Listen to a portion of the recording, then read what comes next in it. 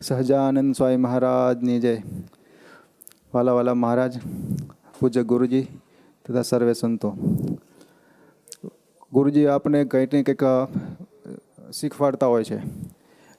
નવા નવા માણસો લાવીને, કોઈ એક્સપર્ટ માણસો હોય તેના દ્વારા આપને કંઈક ને કંઈક જ્ઞાન આપે છે. તો આજે ડૉક્ટર વિશાલભાઈ તથા એમની ટીમ છે, ડૉક્ટર હાર્દિક રામોલિયા અને ડૉક્ટર અંકિતભાઈ, એ ત્રણેય આપણને કાંઈક એવી ઇમરજન્સી આવી, કોઈકને હાર્ટ એટેક આવ્યો હોય, કોઈ તણાઈ ગયું હોય, એવા કંઈક એવી ઇમરજન્સી આવી હોય ત્યારે શું કરવું એનું આપને શીખવાડવાના છે. તો વિશાલભાઈ, તો તમે હવે ચાલુ કરો. સહજાનંદ સ્વામી મહારાજની જય. જય સ્વામિનારાયણ. શરૂઆતમાં સૌથી પહેલાં આપણે કોઈ પણ ઇમરજન્સીસ થઈ હોય, જેમ સ્વામીજીએ કીધું એમ કોઈ પણ પ્રકારની ઇમરજન્સી થઈ હોય, અથવા તો કોઈ વ્યક્તિ છે જે બેભાન થયું હોય, અથવા તો અનરિસ્પોન્સિવ થયું હોય, અથવા કોઈને ઇલેક્ટ્રિક શોક લાગ્યો હોય, અથવા કોઈ એવી એક્સિડન્ટની ઘટના બની હોય અને માણસ બેભાન હોય, ત્યારે એક બેઝિક લાઈફ સપોર્ટર તરીકે, એટલે કે આપણે સ્થળ પર દર્દીને જોઈને આપણે આપણી જાતે શું કરી શકીએ છીએ એની થોડી ટ્રેનિંગ આપણે લેવાની છે. તો એને બેઝિક લાઈફ સપોર્ટ કહેવાય. એટલે કે જ્યારે પણ કોઈ ઇમરજન્સી છે તો એમાં શરૂઆતમાં આપણે જ્યારે કંઈ પણ મેડિકલ ફેસિલિટી અવેલેબલ નથી, સપોઝ આપણે 108 છે તો એ નથી આવી, અથવા તો મેડિકલ ટીમ નથી આવી, અથવા તો ડૉક્ટર્સ નથી આવ્યા, ત્યાં સુધીમાં આપણે કઈ રીતે દર્દીને મેક્સિમમ રીતે જીવ બચાવવાની કોશિશ કરી શકીએ, અથવા તો હૃદય બંધ પડ્યું હોય તો હૃદયનું સર્ક્યુલેશન ચાલુ રાખી અને એક્સપર્ટની ટીમ આવે ત્યાં સુધી એમનું કામ કરી અને એમને બચવા માટેના મેક્સિમમ ચાન્સીસ આપી શકીએ, એના માટેનું એક ડિઝાઇન પ્રોગ્રામ હોય છે જેને બેઝિક લાઈફ સપોર્ટ કહેવાય. જે આપણે થોડું શરૂઆતમાં પ્રેઝન્ટેશન જોઈશું અને પછી એનું ડેમોન્સ્ટ્રેશન જોઈશું મેનિક્વિન પર, કે કઈ રીતે કમ્પ્રેશન્સ આપવાના હોય, કે કઈ રીતે શ્વાસ આપવાના હોય, કે એ રીતે. બરાબર છે. સો BLS is the foundation for saving lives after cardiac arrest. એટલે કે હૃદય બંધ થયું, જીવન છે એમાં સૌથી જો મહત્વના 3 અંગો હોય તો એ હૃદય, ફેફસું અને મગજ. આ 3 વસ્તુઓ છે જેના કોમ્બિનેશનથી લાઈફનું સાઇન છે, એટલે કે ટૂંકમાં જિંદગી છે એવું તમે કહી શકો. એટલે કોઈ પણ વ્યક્તિ હોય એ જો કોમામાં હોય લાંબા સમયથી તો એ જીવિત ના કહેવાય, પણ હૃદયનું સર્ક્યુલેશન હોય એટલે આપણે એમને કહી શકીએ કે એ હજુ પણ જીવિત છે. એટલે 3 અંગો, ફેફસા, હૃદય અને મગજ, જેમાં આપણા માટે સૌથી મહત્વનું અંગ છે એ મગજ છે. કારણ કે ભાન અવસ્થા ના હોય તો પછી હૃદયના ધબકારા ચાલતા હોય કે શ્વાસોશ્વાસ ચાલતા હોય એનો કોઈ મતલબ રહેતો નથી. તો મગજને બ્લડ સપ્લાય અથવા તો મગજને જીવિત રાખવાનું કામ કરતું હોય તો એ છે લંગ્સ અને હાર્ટ. એટલે કે હૃદય અને ફેફસા છે એ ઓક્સિજન અને બ્લડ સર્ક્યુલેશનથી એનર્જીને બધું પહોંચાડી અને મગજને જીવિત રાખે છે, અને એનાથી આપણે ચેતનવંતી રીતે બધી પ્રક્રિયાઓ કરી શકીએ છીએ, હલનચલન કરી શકીએ, કોઈ જોડે વાતચીત કરી શકીએ છીએ, કંઈ સાંભળી શકીએ છીએ, સત્સંગ કરી શકીએ છીએ. એટલે બધું જ જે કરી શકીએ એ મગજ દ્વારા થાય છે. પણ એને જે 2 અંગોનો સપોર્ટ જોઈએ છે એ છે હૃદય અને ફેફસા, કે જે મહત્વની ભૂમિકા જિંદગી જીવવા માટેની જરૂરિયાતમાં આવે છે. તો કાર્ડિયાક અરેસ્ટ એટલે કે હૃદય બંધ થયું. હૃદય બંધ થાય એટલે શું થાય? તો કે બ્લડ સર્ક્યુલેશન અટકી જાય. એટલે કે મગજની અંદર જે બ્લડ પહોંચવું જોઈએ એ પહોંચે નહીં, અને એના લીધે ઓક્સિજન ના પહોંચે, અને એના લીધે વ્યક્તિનું મૃત્યુ થાય છે. તો એક હૃદય બંધ થયું, પણ હજુ આપણી પાસે અમુક સમય એવો હોય છે કે જ્યારે ઓક્સિજનવાળું બ્લડ શરીરમાં રહેલું હોય છે. એટલે ઓલમોસ્ટ 10 મિનિટ સુધી તમે ઓક્સિજનવાળું બ્લડ પંપ કરી શકો છો શ્વાસ આપ્યા વગર. એટલે એ સમયગાળામાં જ્યારે તમે પમ્પિંગ કરી અને હૃદય મગજને જીવતું રાખવાનું કામ કરો છો, એનું ફાઉન્ડેશન એટલે કે એ પાયો છે BLS. You will learn the skills of high quality CPR. ઘણીવાર આપણે જોતા હોઈએ છીએ કે ટૂંકમાં કોઈ પણ વ્યક્તિ છે એ અનરિસ્પોન્સિવ થયું હોય તો આપણે એમને છાતીમાં કમ્પ્રેશન્સ આપી અને બચાવવાની ટ્રાય કરતા હોય છે. પણ એ ખાલી આપણે CPR આપીએ છીએ. હાઈ ક્વોલિટી CPR એટલે શું? તો કે એક્ઝેક્ટલી જેવી જરૂરિયાત છે, જે રીતે આપવાના છે એ જ રીતે જે જગ્યાએ આપવાના છે એ રીતે તમે આપશો, જે રેટથી આપવાના છે એટલે જેટલી ગતિથી આપવાના છે, એમાં જેટલા ડિટેલ્સમાં રિક્વાયરમેન્ટ છે એ બધી પ્રમાણે ફૂલફિલ કરો તો એને હાઈ ક્વોલિટી સીપીઆર કહેવાય. અને હાઈ ક્વોલિટી સીપીઆર આપીએ તો પેશન્ટના બચવાના ચાન્સીસ વધી જાય છે. The BLS course focuses on what rescuers need to know to perform high quality CPR in a wide variety of settings. એટલે ઇમરજન્સી કોઈ પણ જગ્યાએ થઈ શકે છે. મીન્સ અહીંયા આપણે બેઠા છીએ અને કોઈ ઇમરજન્સી થાય, અથવા તો ભૂકંપ આવતો હોય ત્યારે કોઈ ઇમરજન્સી થાય, અથવા કોઈ તણાઈ ગયું છે ત્યારે એમને બહાર લાવીને ઇમરજન્સીમાંથી ટૂંકમાં આપણે એમને હેલ્પ કરવાની છે, અથવા એક્સિડન્ટ થયું છે, અથવા તો આગની ઘટના થઈ છે. તો એ અલગ અલગ સેટઅપ્સમાં આપણે કઈ રીતે મેક્સિમમ કોન્સન્ટ્રેશન સીપીઆર પર રાખી અને આપણે કઈ રીતે કસ્ટમાઇઝેશન કરવું છે એ આપણને BLS કોર્સ દ્વારા શીખવા મળે છે. You will also learn how to respond to the choking emergencies.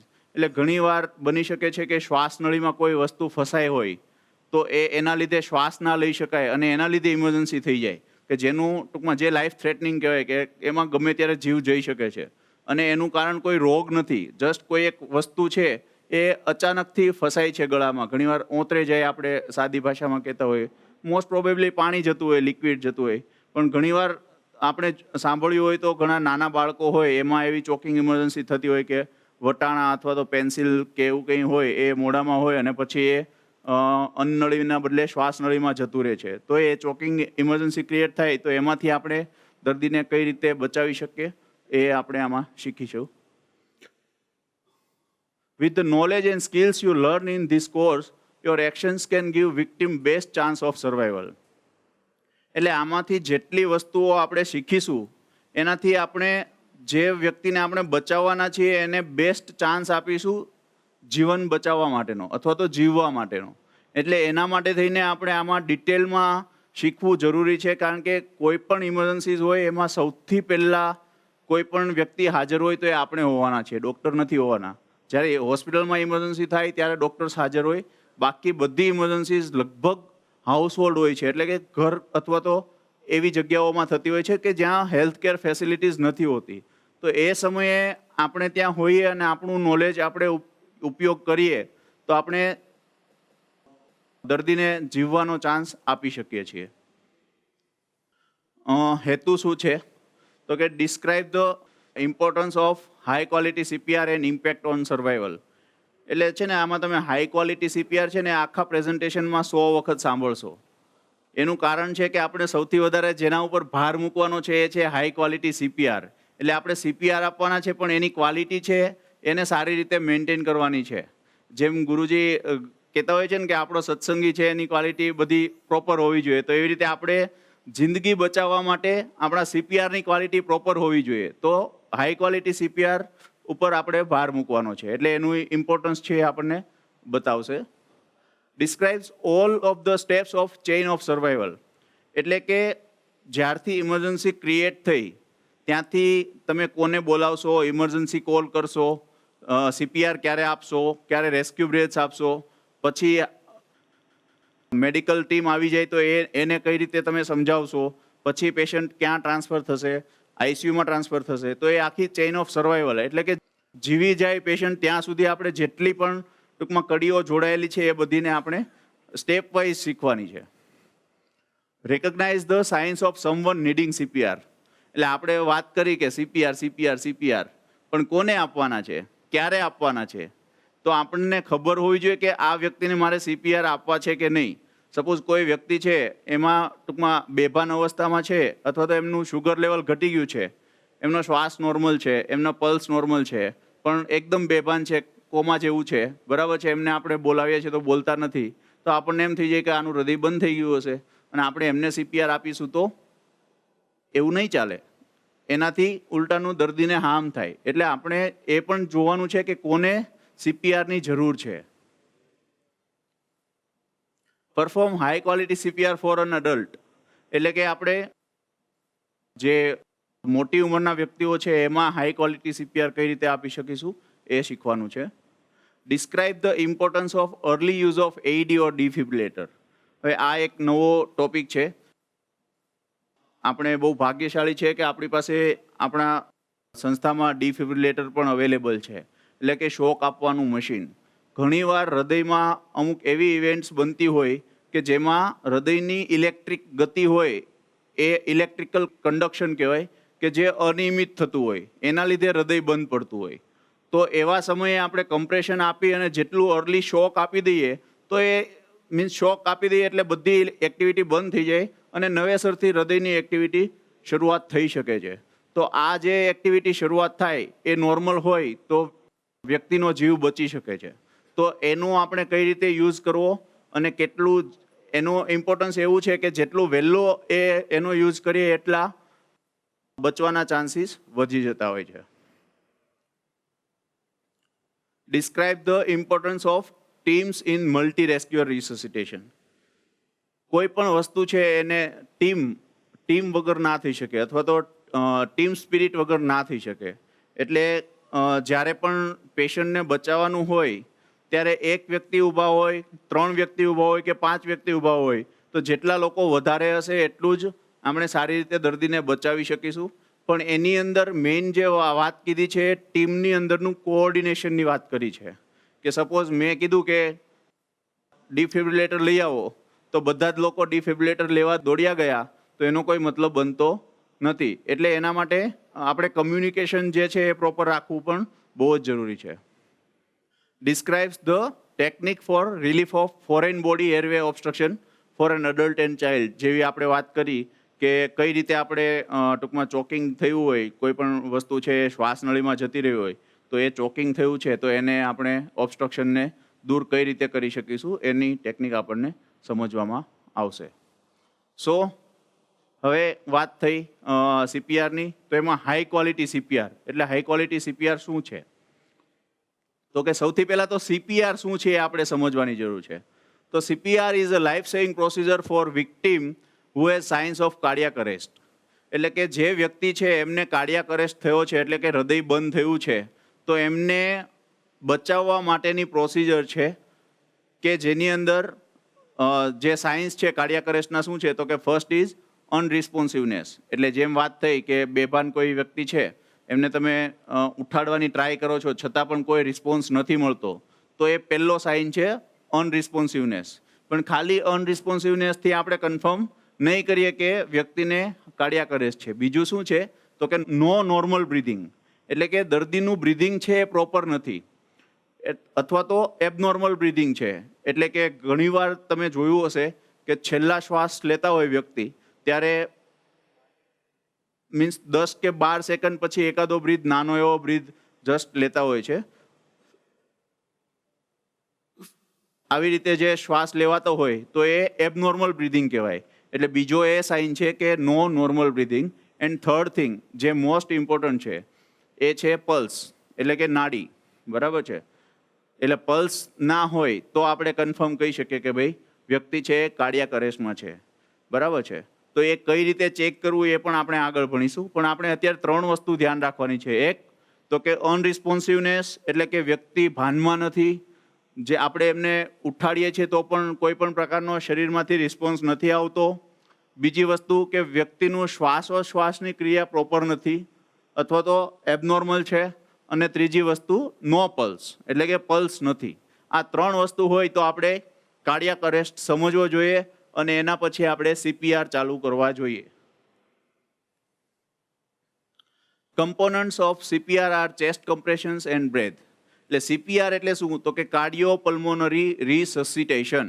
એટલે કે કાર્ડિયો એટલે હૃદય, પલ્મોનરી એટલે ફેફસા. હૃદય અને ફેફસાનું રિસસિટેશન કરીએ એને સીપીઆર કહેવાય. એની અંદર 2 વસ્તુ આવેલી છે. એક તો ચેસ્ટ કમ્પ્રેશન, એટલે કે આપણે કમ્પ્રેશન આપવાના છે, કારણ કે અહીંયા એક હાડકું હોય, એની નીચે હૃદય હોય અને પાછળથી આપણું વર્ટેબ્રાસ એટલે કે મણકાઓ હોય છે. તો એ મણકા અને આગળના હાડકા આ બંને વસ્તુની વચ્ચે હૃદય સેન્ડવિચ થઈને રહેલું હોય છે.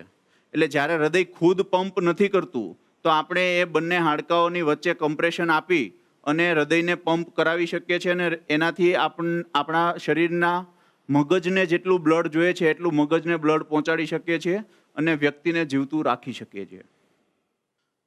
સો critical concepts of high quality CPR એટલે કે હાઈ ક્વોલિટી સીપીઆર આપણે કરવું છે તો એના કોન્સેપ્ટ શું છે? સૌથી પહેલાં કઈ રીતે આપણે હાઈ ક્વોલિટી સીપીઆર આપી શકીશું? તો કે start compression within 10 seconds of recognition of cardiac arrest. એટલે કે તમે નક્કી કર્યું કે વ્યક્તિને કાર્ડિયાક અરેસ્ટ છે તો 10 સેકન્ડની અંદર સીપીઆર ચાલુ થઈ જવા જોઈએ. એટલે કે કાર્ડિયોપલ્મોનરી રિસસિટેશન છે એ ચાલુ થઈ જવું જોઈએ. Push hard, push fast, compress at the rate of 100 to 120 minute per minute with depth of at least 5 cm for adults. એટલે કે પુશ હાર્ડ એટલે આપણે ઘણીવાર ટૂંકમાં જસ્ટ સાઈડમાંથી બેઠા બેઠા આપણે કમ્પ્રેશન આપીએ તો એ કમ્પ્રેશન યોગ્ય નથી. આપણે હાર્ડ પુશ કરવાના છે, ફાસ્ટ કરવાના છે 100ની ગતિથી, એટલે 100 થી 120ની ગતિથી 1 મિનિટમાં 100 થી 120 કમ્પ્રેશન થવા જોઈએ અને એ પણ એટલીસ્ટ 5 સેન્ટીમીટર એટલા ઊંડા કમ્પ્રેશન થવા જોઈએ. રાઈટ? સો હું અત્યારે અડલ્ટ્સનું જ કહીશ, પછી જસ્ટ ચિલ્ડ્રન અને ઇન્ફાન્ટ છે એનું તો થોડું જસ્ટ વેરી થશે. અલાઉ complete chest recoil after compression. એટલે કેવું કરવાનું કે આપણે કમ્પ્રેશન કરીએ પછી પાછું નહીં ખેંચીએ તો હૃદયની અંદર બ્લડ ફ્લો પાછો નહીં આવે. તો બીજી વાર કમ્પ્રેસ કરવું હશે ત્યારે બ્લડ ફ્લો ઇનફ નહીં હોય. એટલે આપણે કમ્પ્રેશન કર્યા પછી પાછી આપણું હથેળીને ઉપર લઈ લેવી પડે, જેનાથી હૃદયમાં પાછું મીન્સ કમ્પ્રેશન દૂર થાય તો હૃદયની અંદર બ્લડ આવે અને એના પછી આપણે ફરીથી એમને કમ્પ્રેસ કરી શકીએ. આપણે એક વિડીયો છે, આ વિડીયો જોઈશું એટલે એનાથી તમને કદાચ થોડુંક વધારે આઈડિયા આવશે. Even though high-quality CPR has been shown to increase survival, it only provides about 25 to 40% of normal blood flow to the heart and brain. Even when performing high-quality CPR, air can be drawn in during chest wall recoil, depleting the vacuum that is needed to fill the heart. During CPR, blood is circulated forward by જો two હવે તમે આમાં mechanisms. જોઈ શકો છો The cardiac કે જ્યારે pump compression mechanism કર્યું and the thoracic ત્યારે pump લાલ mechanism. છે blood A With the brain સુધી cardiac પહોંચે pump છે. mechanism, direct compression of the heart between the sternum and the spine forces blood out. More importantly, the chest also becomes a thoracic pump. Any Chest સાથે compressions જે create a positive ફેફસાની pressure, અંદર હવા forces ભરેલી blood છે એ out of the પણ heart બહાર and આવે air છે. out of the lungs. Compressions also cause a slight increase in intracranial pressure, which reduces cerebral perfusion.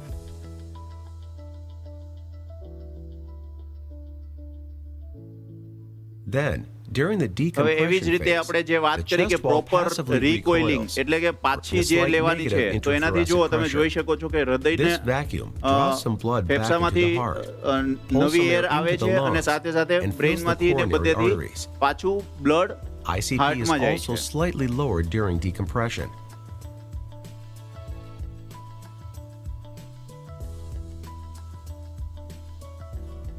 Chest compressions create a sequence of alternating positive and negative pressures that help to circulate blood. The more blood that can be returned to the heart, called preload, the more blood that can be circulated forward on the subsequent compression. Optimizing preload is critical for maximizing the effectiveness of CPR. એટલે જ્યારે આપણે કન્ટિન્યુએશનમાં એક જ સ્પીડમાં એક જ રીતે જ્યારે પ્રોપર રીતે આપણે CPR alone કમ્પ્રેશન્સ does આપીશું not તો જે આપણે maximize the graph amount of blood મળ્યો તો circulated, regular graph because just as એવો the ગ્રાફ chest wall મળશે કે begins to જે recoil, air rushes in through એકદમ the open પ્રોપર હશે airway, અને જેનાથી eliminates the બ્લડ vacuum અને that is sorry needed to fill the બ્રેઇનને heart. Proper રીતે બ્લડ Once the મળતું negative હશે. pressure is gone, the heart stops filling. This diminished preload results in decreased cardiac output on the subsequent compression.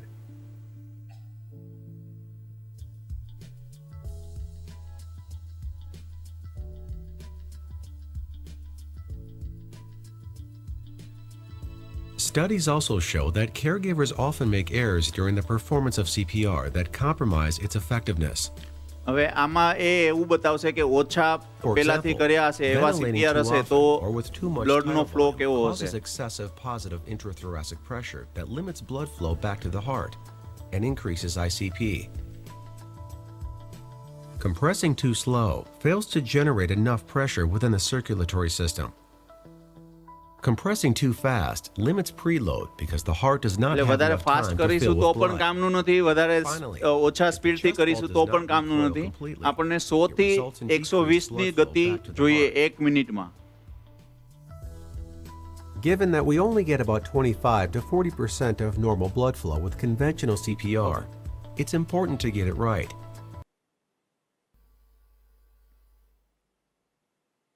તો allow complete chest recoil after every compression, એટલે આપણે છાતીને પાછી એની normal પોઝિશનમાં આવવા દઈશું અને પછી બીજો પુશ કરીશું, રાઈટ.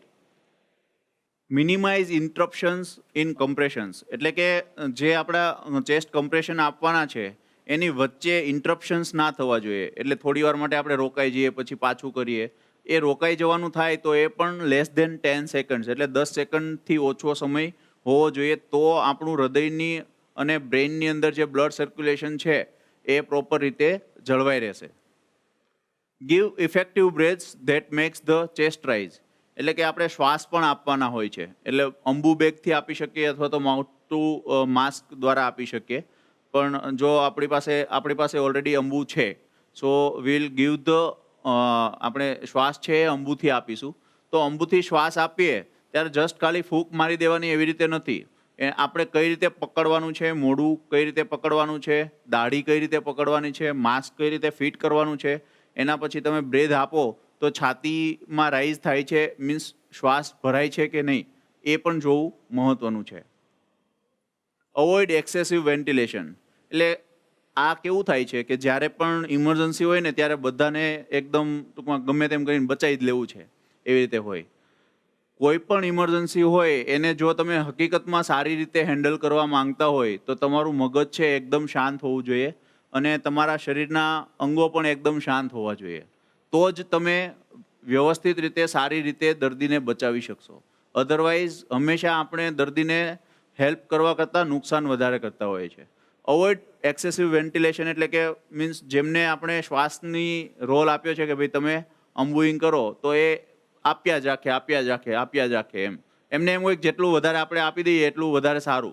પણ એનાથી શું થાય તો કે શ્વાસ નળીની સાથે સાથે અન્નનળી પણ હોય. તો આપણે જ્યારે એક્સેસિવ વેન્ટિલેશન કરીએ તો બધું અન્નનળીમાં પણ ગેસ ભરાય અને વ્યક્તિએ જો જમેલું હોય કે એવું કંઈ હોય તો એ બધું પાછું એરના પ્રેશરના લીધે બહાર આવે અને એ શ્વાસનળીમાં જાય અને શ્વાસનળી બ્લોક થઈ જાય અને એના લીધે આપણે વ્યક્તિને ગુમાવી શકીએ છીએ, કદાચ જો એ વ્યક્તિ બચવાના હોય તો. સો ઇન હોસ્પિટલ કેરમાં આપણે ઇન હોસ્પિટલ કાર્ડિયાક અરેસ્ટની અંદર ચેઇન ઓફ સર્વાઈવલ કઈ રીતે હોય, એટલે કે કોઈ પણ વ્યક્તિ છે જે હોસ્પિટલની અંદર જ એમનું કાર્ડિયાક અરેસ્ટ થયું છે, એટલે હૃદય બંધ થયું છે, સપોઝ આઈસીયુમાં છે અથવા તો વોર્ડમાં છે અને દર્દી મીન્સ નર્સની અથવા તો સ્ટાફની સામે જ દર્દીનું કાર્ડિયાક અરેસ્ટ થયું છે, તો એની ચેઇન ઓફ સર્વાઈવલ કેવી હશે? તો કે surveillance, prevention and treatment of pre arrest condition. એટલે સૌથી પહેલાં તો હૃદય બંધ ના થવા દેવા માટેની જેટલી પણ કન્ડિશન છે, એટલે કે સપોઝ આપણને એવું લાગે છે કે વ્યક્તિને પલ્મોનરી એમ્બોલિઝમ છે અથવા તો ઓક્સિજન લેવલ ઘટી રહ્યું છે અથવા તો શ્વાસ પ્રોપર નથી લઈ રહ્યા, તો એને આપણે પ્રિવેન્ટ કરવાના. બ્લડ પ્રેશર બહુ વધારે છે તો એને પ્રિવેન્ટ કરવાનું. બ્લડ પ્રેશર બહુ ઓછું છે તો એને પ્રિવેન્ટ કરવાનું. એટલે કે પ્રિવેન્શન અને ટ્રીટમેન્ટ કરવાની છે પ્રી અરેસ્ટ કન્ડિશનની, કે અરેસ્ટ થતાં પહેલાંની જે કન્ડિશનો છે એને આપણે પ્રિવેન્ટ કરવાની છે કે જેનાથી કાર્ડિયાક અરેસ્ટ જ ના થાય. Second, immediate recognition of cardiac arrest and activation of emergency response system.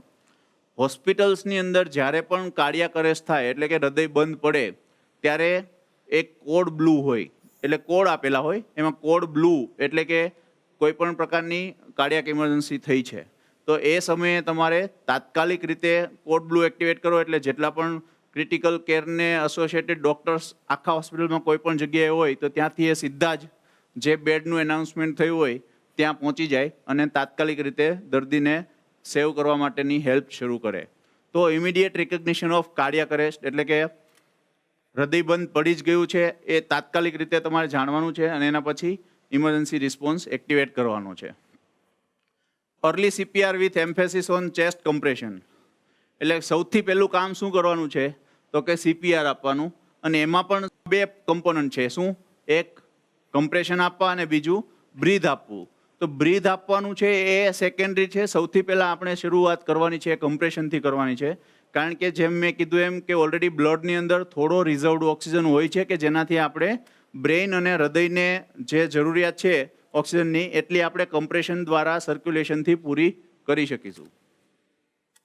Rapid ડિફિબ્રિલેશન એટલે જેમ બને તેમ ઝડપથી ડિફિબ્રિલેટર પાસે લઈ આવું અને એના પછી આપણે એમને અપ્લાય કરવું. Multidisciplinary arrest post cardiac arrest care એટલે કે કાર્ડિયાક અરેસ્ટ પછી જેટલી પણ જરૂર હોય કે આઈસીયુની અંદર શિફ્ટ કરવાનું છે, કેથલેબમાં શિફ્ટ કરવાનું છે, પેશન્ટને સર્જરી માટે શિફ્ટ કરવાનું છે, તો એના માટે આપણે તૈયારી કરવી. આ છે ઇન હોસ્પિટલ એટલે કે હોસ્પિટલમાં જે પેશન્ટ એડમિટેડ છે એનું ચેઇન ઓફ સર્વાઈવલ. તો એમાં સૌથી પહેલાં શું આવશે તો કે સર્વેલન્સ અને પ્રિવેન્શન, કે એમાં દર્દીને તકલીફ જ ના થાય, પણ સપોઝ થઈ તો સૌથી પહેલાં activation of emergency. Code blue activate કરો, પછી કમ્પ્રેશન્સ આપો, પછી એને કોડ ટીમ સાથે ટ્રીટમેન્ટ કરાવડાવો અને કેથલેબ અને આઈસીયુમાં શિફ્ટ કરો. સો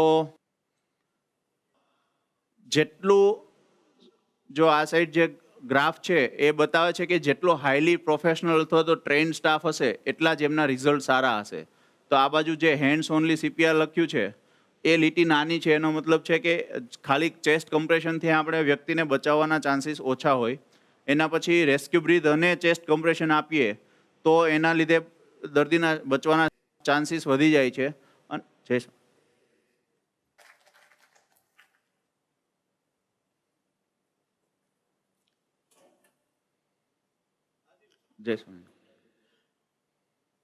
રેસ્ક્યુ બ્રીથ્સ અને ચેસ્ટ કમ્પ્રેશન આપીએ તો દર્દીના બચવાના ચાન્સીસ વધી જાય છે. અને એના પછી હાઈ પરફોર્મન્સ ટીમ હોય કે જેમાં બધા જ લોકો ટ્રેન્ડ હોય, એટલે કે આપણે અત્યારે જેટલા લોકો ટ્રેનિંગ લઈ રહ્યા છે આપણે કોઈ પણ પ્રકારનો કાર્ડિયાક અરેસ્ટ વિટનેસ કરવાનો થયો હોય અને પછી ટીમ પરફોર્મન્સ કરીએ તો આપણે સારામાં સારું રિઝલ્ટ મેળવી શકીએ છીએ. સૌથી પહેલું એના માટે સૌથી પહેલાં આપણે શું કરવાનું છે તો કે સીન સેફટી વેરીફાઈ કરવાની છે કે scene is safe or not. એટલે આ એવું છે કે ઇમરજન્સી કોઈ પણ જગ્યાએ હોઈ શકે. સપોઝ કોઈ ઝાડ પડ્યું છે, વાવાઝોડું થયું અથવા તો ભૂકંપ થયો, કોઈ ઝાડ પડ્યું છે, એના નીચે કોઈ વ્યક્તિ દબાયેલો છે, તો આપણે ત્યાં જઈને સીધા સીપીઆર નથી આપવાના. શું કામ? કારણ કે સૌથી પહેલાં આપણે આપણી સેફટી વિચારવાની છે. સૌથી પહેલી સેફટી તમારી હોવી જોઈએ, પછી તમારી સાથે જે લોકો ઊભા છે એમની હોવી જોઈએ, અને પછી સૌથી છેલ્લે પેશન્ટની સેફટી હોવી જોઈએ. Why? Patient is already victim. પેશન્ટને ઓલરેડી તકલીફ છે જ, બરાબર છે, પણ તમે સારા હશો તો તમે એમને સારા કરી શકશો. જો તમારી જીવને જોખમ છે તો તમે દર્દીનો જીવ બચાવી શકશો નહીં. સૌથી પહેલાં આપણે કોઈ પણ જગ્યાએ જઈએ તો સૌથી પહેલાં સીન સેફટી જોઈ લેવાની કે scene is safe or not. Suppose કોઈ દંગલ ચાલતું હોય, હુલ્લડ ચાલતું હોય, એમાં આપણે કોઈને સીપીઆર આપવા બેસીએ અને પાછળથી આવીને કોઈ આપણું ગળું કાપી જાય તો એવી જગ્યાએ આપણે સીપીઆર ના આપી શકીએ, બરાબર છે. સીન સેફટી આપણે વેરીફાઈ કરવી જોઈએ. પછી victim is unresponsive, shout for nearby help. Suppose કોઈ વ્યક્તિ છે એ અનરિસ્પોન્સિવ થયો તો સૌથી પહેલાં આપણે આજુબાજુમાં કોઈ હેલ્પ છે એના માટે એમને બોલાવવા પડશે. તો આપણે એમને બોલાવીશું અને એમને કહીશું કે તમે ઇમરજન્સી સિસ્ટમ એક્ટિવેટ કરો. આપણા માટે આપણે એવું કહેવું પડે કે ભાઈ તમે 108માં કોલ કરી દો અને તમે જલ્દીથી ડિફિબ્રિલેટર લઈને મારી પાસે આવી જાઓ. Activate emergency response system via mobile device, get AED and emergency equipments. Look for no breathing, only gasping, check pulse. એટલે કે બ્રીધિંગ છે કે નહીં એ જોવાનું છે, કે ખાલી ગાસ્પિંગ છે કે એ જોવાનું છે, અને પછી પલ્સ જોવાના છે કે પલ્સ આપણે એમના પેશન્ટના પલ્સ ફીલ થાય છે કે નહીં. પલ્સ 10 સેકન્ડ્સ માટે જોવાના છે. પલ્સ કેવી રીતે જોવા છે એ પણ આપણે શીખીશું. જો દર્દીને નોર્મલ બ્રીધિંગ હોય અને પલ્સ પણ હોય, એટલે કે ખાલી અનરિસ્પોન્સિવનેસ હોય અને નોર્મલ બ્રીધિંગ અને પલ્સ હોય, તો શું કરીશું તો કે monitor until emergency response arrives. એ સમયે તમારે કાંઈ નથી કરવાનું, આપણે જોયા રાખવાનું છે. દર 2 મિનિટે એમનો પલ્સ ચેક કરવાનો છે અને એમનું બ્રીધિંગ જોવાનું છે કે ભાઈ બ્રીધિંગ બરાબર છે કે નહીં અને પલ્સ બરાબર છે કે નહીં. જો પલ્સ બરાબર હોય અને બ્રીધિંગ બરાબર હોય તો મેડિકલ ટીમ આવે ત્યાં સુધી આપણે રાહ જોવાની છે અને પછી એમને હેન્ડઓવર કરી દેવાના છે. એ ડાયગ્નોઝ કરશે કે ભાઈ એ વ્યક્તિ અનરિસ્પોન્સિવ શું કામ થયા છે. બરાબર છે. હવે એ સમયે દર 2 મિનિટે પલ્સ એટલે ચેક કરવાના છે કે બની શકે કે જ્યારે ટૂંકમાં તમે ચેક કર્યા હોય ત્યારે એના પલ્સ આવતા હોય અને 2 મિનિટ પછી એમનું અરેસ્ટ પણ થઈ શકે છે. તો 2 મિનિટ પછી આપણે અરેસ્ટ થાય તો પછી પાછો આપણો CPR પ્રોટોકોલ લાગુ પડી જશે, કારણ કે પલ્સ નથી એટલે આપણે પછી એમને ફરીથી કમ્પ્રેશન ને બધું કરવાનું ચાલુ કરવું પડશે. No normal breathing and has pulse, એટલે કે એમને બ્રીધિંગ નોર્મલ નથી પણ પલ્સ છે, એટલે કે શ્વાસ પ્રોપર નથી લઈ શકતા પણ પલ્સ પ્રેઝન્ટ છે. તો શું કરીશું? તો પ્રોવાઈડ રેસ્ક્યુ બ્રીધિંગ્સ, એટલે કે આપણે એમને સપોર્ટિવ શ્વાસ આપીશું. 1 breath every 5 to 6 seconds or about 10 to 12 breaths per minute, એટલે કે દર 1 મિનિટે આપણે 10 થી 12 શ્વાસ એમને આપીશું, કારણ કે એમને અત્યારે તકલીફ ખાલી શ્વાસ લેવામાં છે. Activate emergency response system if not already done after 2 minutes. Continue rescue breathing, check pulse about every 2 minutes, એટલે કે આપણે પછી શું કરવાનું છે કે રેસ્ક્યુ બ્રીથ કરવાના છે અને દર 2 મિનિટે પાછું પલ્સ પણ ચેક કરવાનું છે, કારણ કે આપણે એમને બ્રીથિંગ જતું રહ્યું છે, આપણે બ્રીથિંગ અત્યારે આપી રહ્યા છે પણ બની શકે કે પાછું એમનું હૃદય બંધ પડી શકે. તો એ સમયે આપણે પલ્સ દર 2 મિનિટે ચેક કરવાના છે અને ત્યાં સુધી રેસ્ક્યુ બ્રીથ આપવાનું છે. If no pulse then again begin CPR. એટલે કોઈ પણ સમયે જ્યારે આપણે સપોઝ 5-6 સાયકલ થઈ ગયા અને પછી 2 મિનિટ પછી જોયું કે પલ્સ નથી, તો પછી આપણે CPR ચાલુ કરી દેવાના છીએ, કારણ કે આપણું પહેલું લક્ષ્ય એ છે કે વ્યક્તિનું સર્ક્યુલેશન પ્રોપર હોવું જોઈએ, કે જેના લીધે જે ઓક્સિજન જેટલો પણ બચ્યો છે એટલો મગજ અને હૃદયની નળીઓ સુધી પહોંચે, કે જેનાથી આપણે વ્યક્તિને બચાવી શકીએ. If possible opioid overdose administer naloxone if available as per protocol.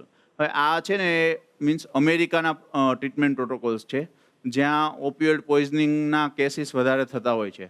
એટલે કે એ એક પ્રકારનો નશો છે, એટલે આપણે ડિસ્કસ કરવાની બહુ જરૂર નથી, કારણ કે અહીંયા એ પોસિબલ નથી. અને ત્રીજું, નો બ્રીધિંગ, ઓનલી ગાસ્પિંગ ઓર નો પલ્સ. એનો મતલબ છે કે તમારે CPR ચાલુ કરવાના છે. CPR કઈ રીતે કરવાના છે? તો કે બિગિન સાયકલ ઓફ 30 કમ્પ્રેશન્સ એન્ડ 2 બ્રીથ્સ, એટલે કે 30 કમ્પ્રેશન્સ આપવાના છે, 30 વખત આપણે એમને કમ્પ્રેશન આપવાનું છે. એ 30 વખત કમ્પ્રેશન આપ્યા પછી 2 સાયકલ્સ બ્રીથના આપવાના છે, એટલે અંબુથી 2 શ્વાસ આપવાના છે. ફરીથી પાછા 30 કમ્પ્રેશન આપવાના છે, 2 શ્વાસ આપવાના છે, ફરીથી 30 કમ્પ્રેશન આપવાના છે, 2 શ્વાસ આપવાના છે. આવી રીતે પ્રક્રિયા ચાલુ રહેવી જોઈએ જ્યાં સુધી એડવાન્સ મેડિકલ ટીમ અથવા તો 108 આપણી જગ્યાએ પહોંચી ના જાય. Use AED as soon as it is available. So suppose આપણે કહી દીધું કે તમે AED લઈ આવો, પણ જ્યાં સુધી AED ના આવે ત્યાં સુધી આપણે આ ચાલુ રાખવાનું છે. AED એટલે ઓટોમેટેડ એક્સટર્નલ ડિફિબ્રિલેટર, કે કોઈ પણ વ્યક્તિ છે જે સાવ અભણ છે એ પણ એ ડિવાઇસ છે એનો ઉપયોગ કરી શકે જો એમને થોડી એવી ટ્રેનિંગ આપવામાં આવી હોય. એનું કારણ છે કે એની અંદર વ્યક્તિને શોકની જરૂર છે કે નહીં એ મશીન નક્કી કરશે. એટલે આપણે એમાં કંઈ કરવાનું નથી, આપણે પેડ્સ લગાવી અને રાહ જોવાની છે. એ કે શોક આપો તો આપણે શોક આપવાનો છે, એ કે કન્ટિન્યુ CPR તો આપણે CPR ચાલુ રાખવાના છે.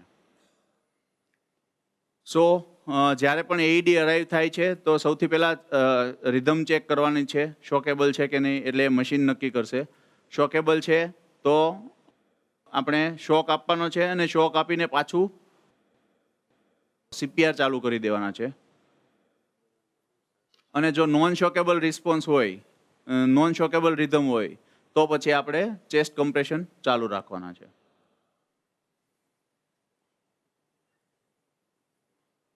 સૌથી પહેલાં આપણે શું કરીશું તો કે વેરીફાઈ કરીશું કે scene is safe or not. Means આપણે વિક્ટિમ નથી બનવાનું, ઓલરેડી એક વિક્ટિમ છે, બરાબર છે. તો સીન સેફટી સૌથી પહેલાં આપણે વેરીફાઈ કરી લઈશું.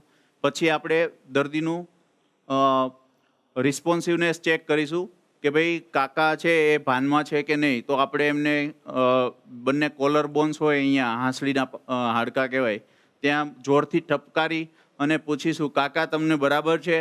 સપોઝ કાકાને બરાબર નથી એટલે કોઈ રિસ્પોન્સ નથી આવી રહ્યો તો આપણે એમને અનરિસ્પોન્સિવ ગણીશું. તો if the victim is not responsive, shout for nearby help. તો પછી આપણે આજુબાજુની હેલ્પને ગેધર કરીશું. Activate the emergency response system as appropriate in your setting depends on your work situation. એટલે કે હોસ્પિટલ હોય તો એને એની રીતે કરવાનું છે, આપણો પ્રોટોકોલ આપણી રીતે સેટ કરવાનો છે કે આપણે અહીંયા ઇમરજન્સી હેલ્પ કોણ ક્યાંથી કઈ રીતે કરી શકે એમ છે.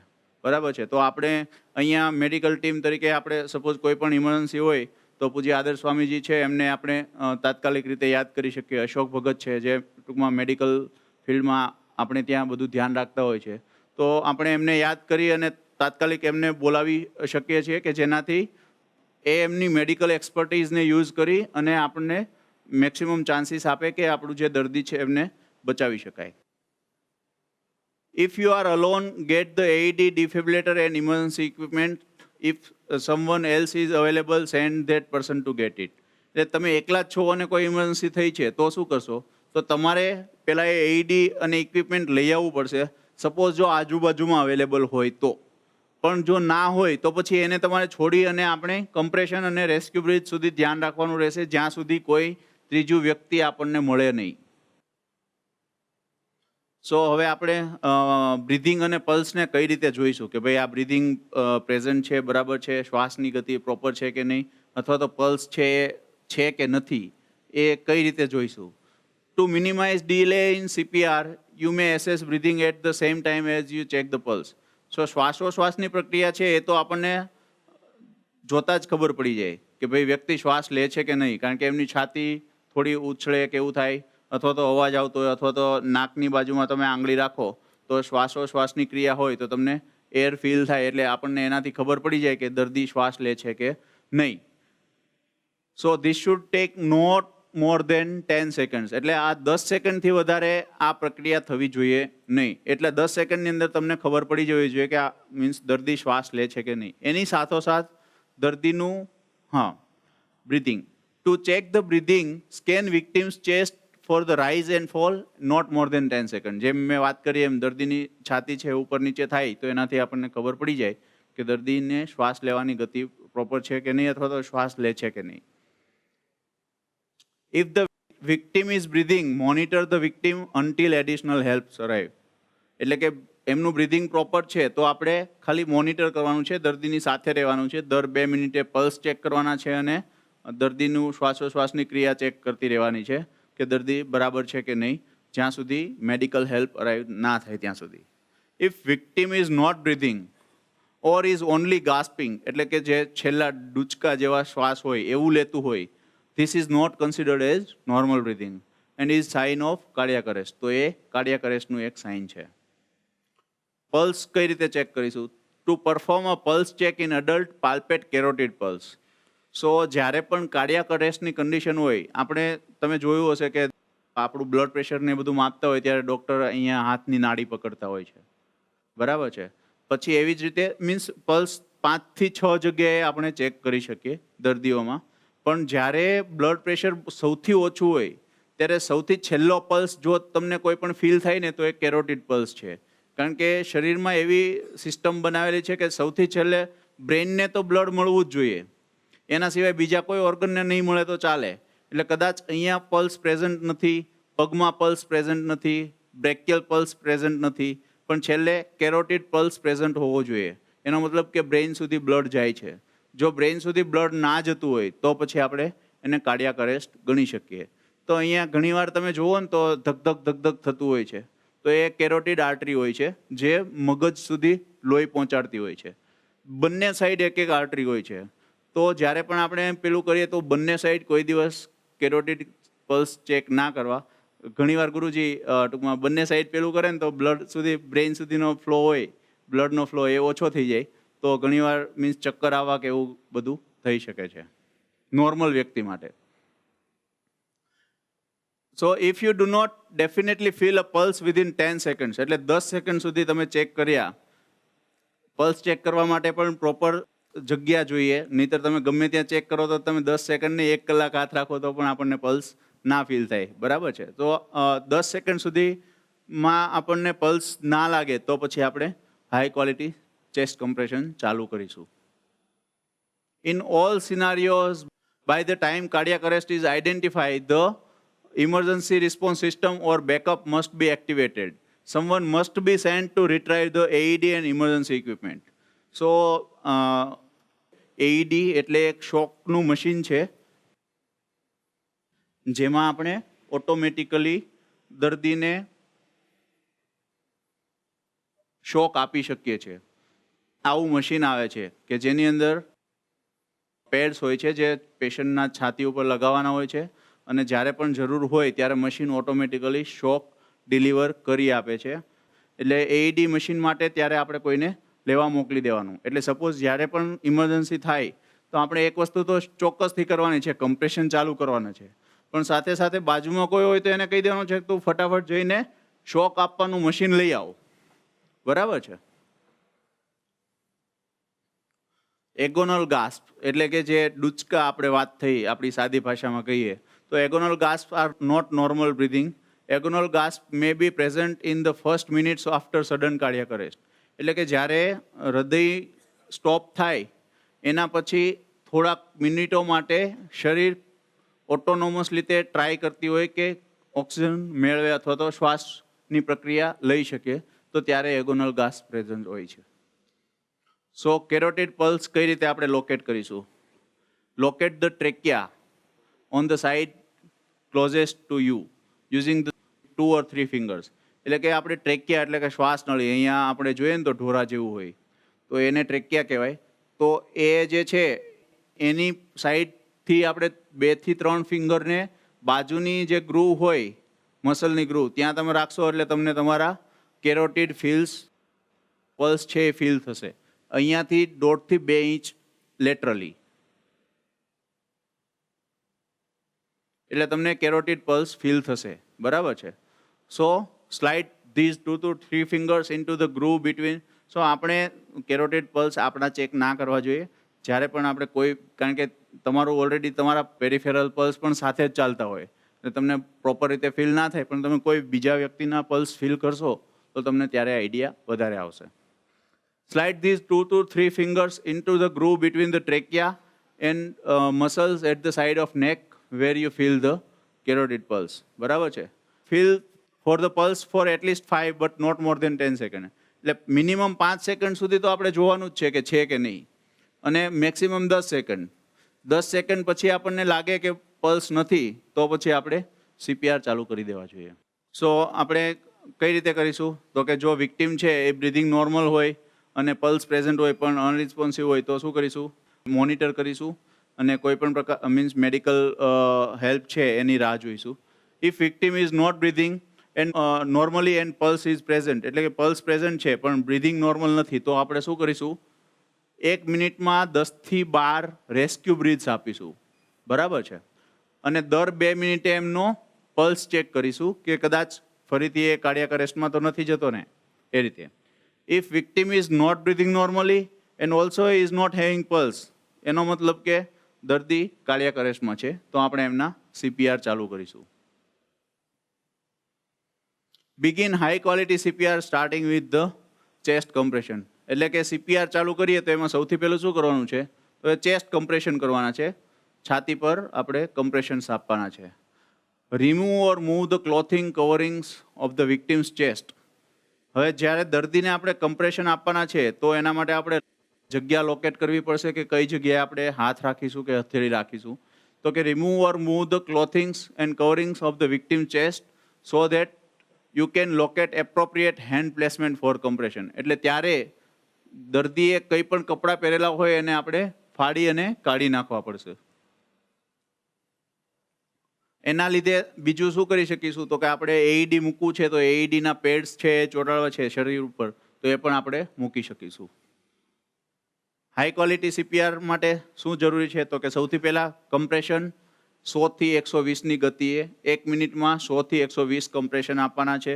બીજું, compress the chest at least for 5 centimetre, 5 centimetre minimum depth સુધી કમ્પ્રેશન આપવાના છે. ત્રીજું, અલાઉ ચેસ્ટ ટુ રીકોઇલ અથવા તો રીએક્સપાન્ડ એટલે કે પાછી જે કમ્પ્રેશન કર્યું છે તો પાછું એને જે મૂળ સ્થિતિ છે ત્યાં સુધી આવવા દેવાનું છે કે જેનાથી હૃદયની અંદર પાછું બ્લડ ફિલ થાય અને ફરીથી આપણે એને કમ્પ્રેસ કરી શકીએ. મિનિમાઇઝ ઇન્ટરપ્શન્સ ઇન કમ્પ્રેશન્સ એટલે કે 2-5 5 કર્યા પછી આપણે કહીએ કે કેવું થયું, ચાલુ થઈ ગયું કે નહીં, એવી રીતે નહીં. આપણે એક કન્ટિન્યુએશન પ્રોસેસમાં એને ચાલુ રાખવાના છે. જેટલા બને એટલા ઇન્ટરપ્શન્સ ઓછા રાખવાના છે. ઇન્ટરપ્શન્સ ઓછા રાખીશું તો બ્લડને બ્રેઇન સુધી પહોંચવાનો જે ફ્લો છે એ નોર્મલ રહેશે અથવા તો જળવાઈ રહેશે, કે જેનાથી બ્રેઇન ડેમેજ નહીં થાય. હોસ્પિટલની અંદર કાર્ડિયાક અરેસ્ટ થાય ત્યારે જો ઇમિડિયેટલી સારી રીતે CPR ચાલુ થઈ ગયા હોય અને હૃદયની કન્ડિશન ના હોય અને દર્દી બચી જાય તો બીજો સૌથી મોટો પ્રશ્ન એ જ હોય છે, હાઇપોક્સિક બ્રેઇન ડેમેજ.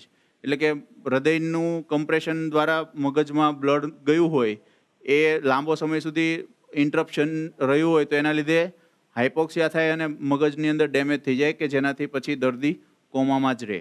બરાબર છે. સો એના માટે ઇન્ટરપ્શન્સ ના થવા જોઈએ, એના ઉપર આપણને સૌથી વધારે ભાર દીધો છે.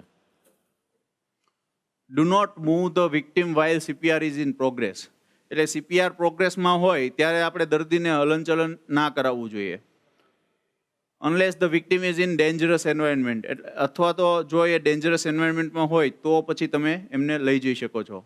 ઓર if you believe you can not perform CPR effectively in victim's present position or location, અથવા તો એવી જગ્યાએ છે, સપોઝ કાદવમાં છે અને આપણે કમ્પ્રેશન આપવાના હોય તો નીચે ફર્મ સરફેસ ના હોય તો આપણા કમ્પ્રેશન્સ છે એનો ફોર્સ પ્રોપર રીતે આપણે ના આપી શકીએ. એવી સ્થિતિ હોય તો પછી આપણે દર્દીને મૂવ કરી અને ફર્મ સરફેસ ઉપર લાવવાનો, કે જ્યાં નીચેની સરફેસ હોય એકદમ હાર્ડ હોય, કે જેનાથી આપણને કમ્પ્રેશન માટે પ્રોપર સરફેસ મળી રહે.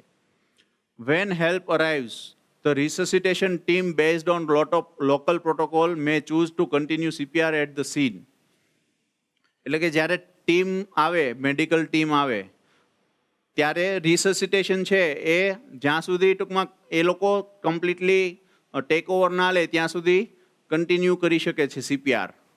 અને બીજું કે લોકલ પ્રોટોકોલ પ્રમાણે કે ત્યાંને ત્યાં કન્ટિન્યુ કરવું કે પછી એમને એમ્બ્યુલન્સમાં લઈને શિફ્ટ કરીને હોસ્પિટલ સુધી પહોંચાડવા એ નક્કી કરી શકીએ છીએ.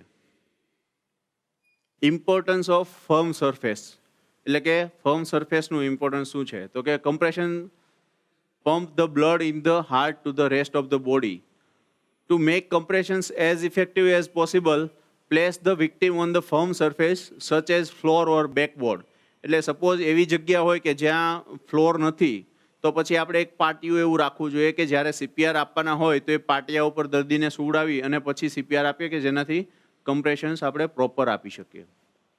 If the victim is on soft surface, એટલે કે સોફા કે ડનલોપ છે એના ઉપર હોય દર્દી, તો પછી the force use to compress the chest will simply push the body in to the soft surface. એટલે કે આપણે જે કમ્પ્રેશન આપીએ છીએ એના લીધે દર્દીનું બોડી છે એ આખું સોફ્ટ સરફેસમાં પેલું થશે, તો એના લીધે આપણે ઇફેક્ટિવ કમ્પ્રેશન્સ નહીં આપી શકીએ.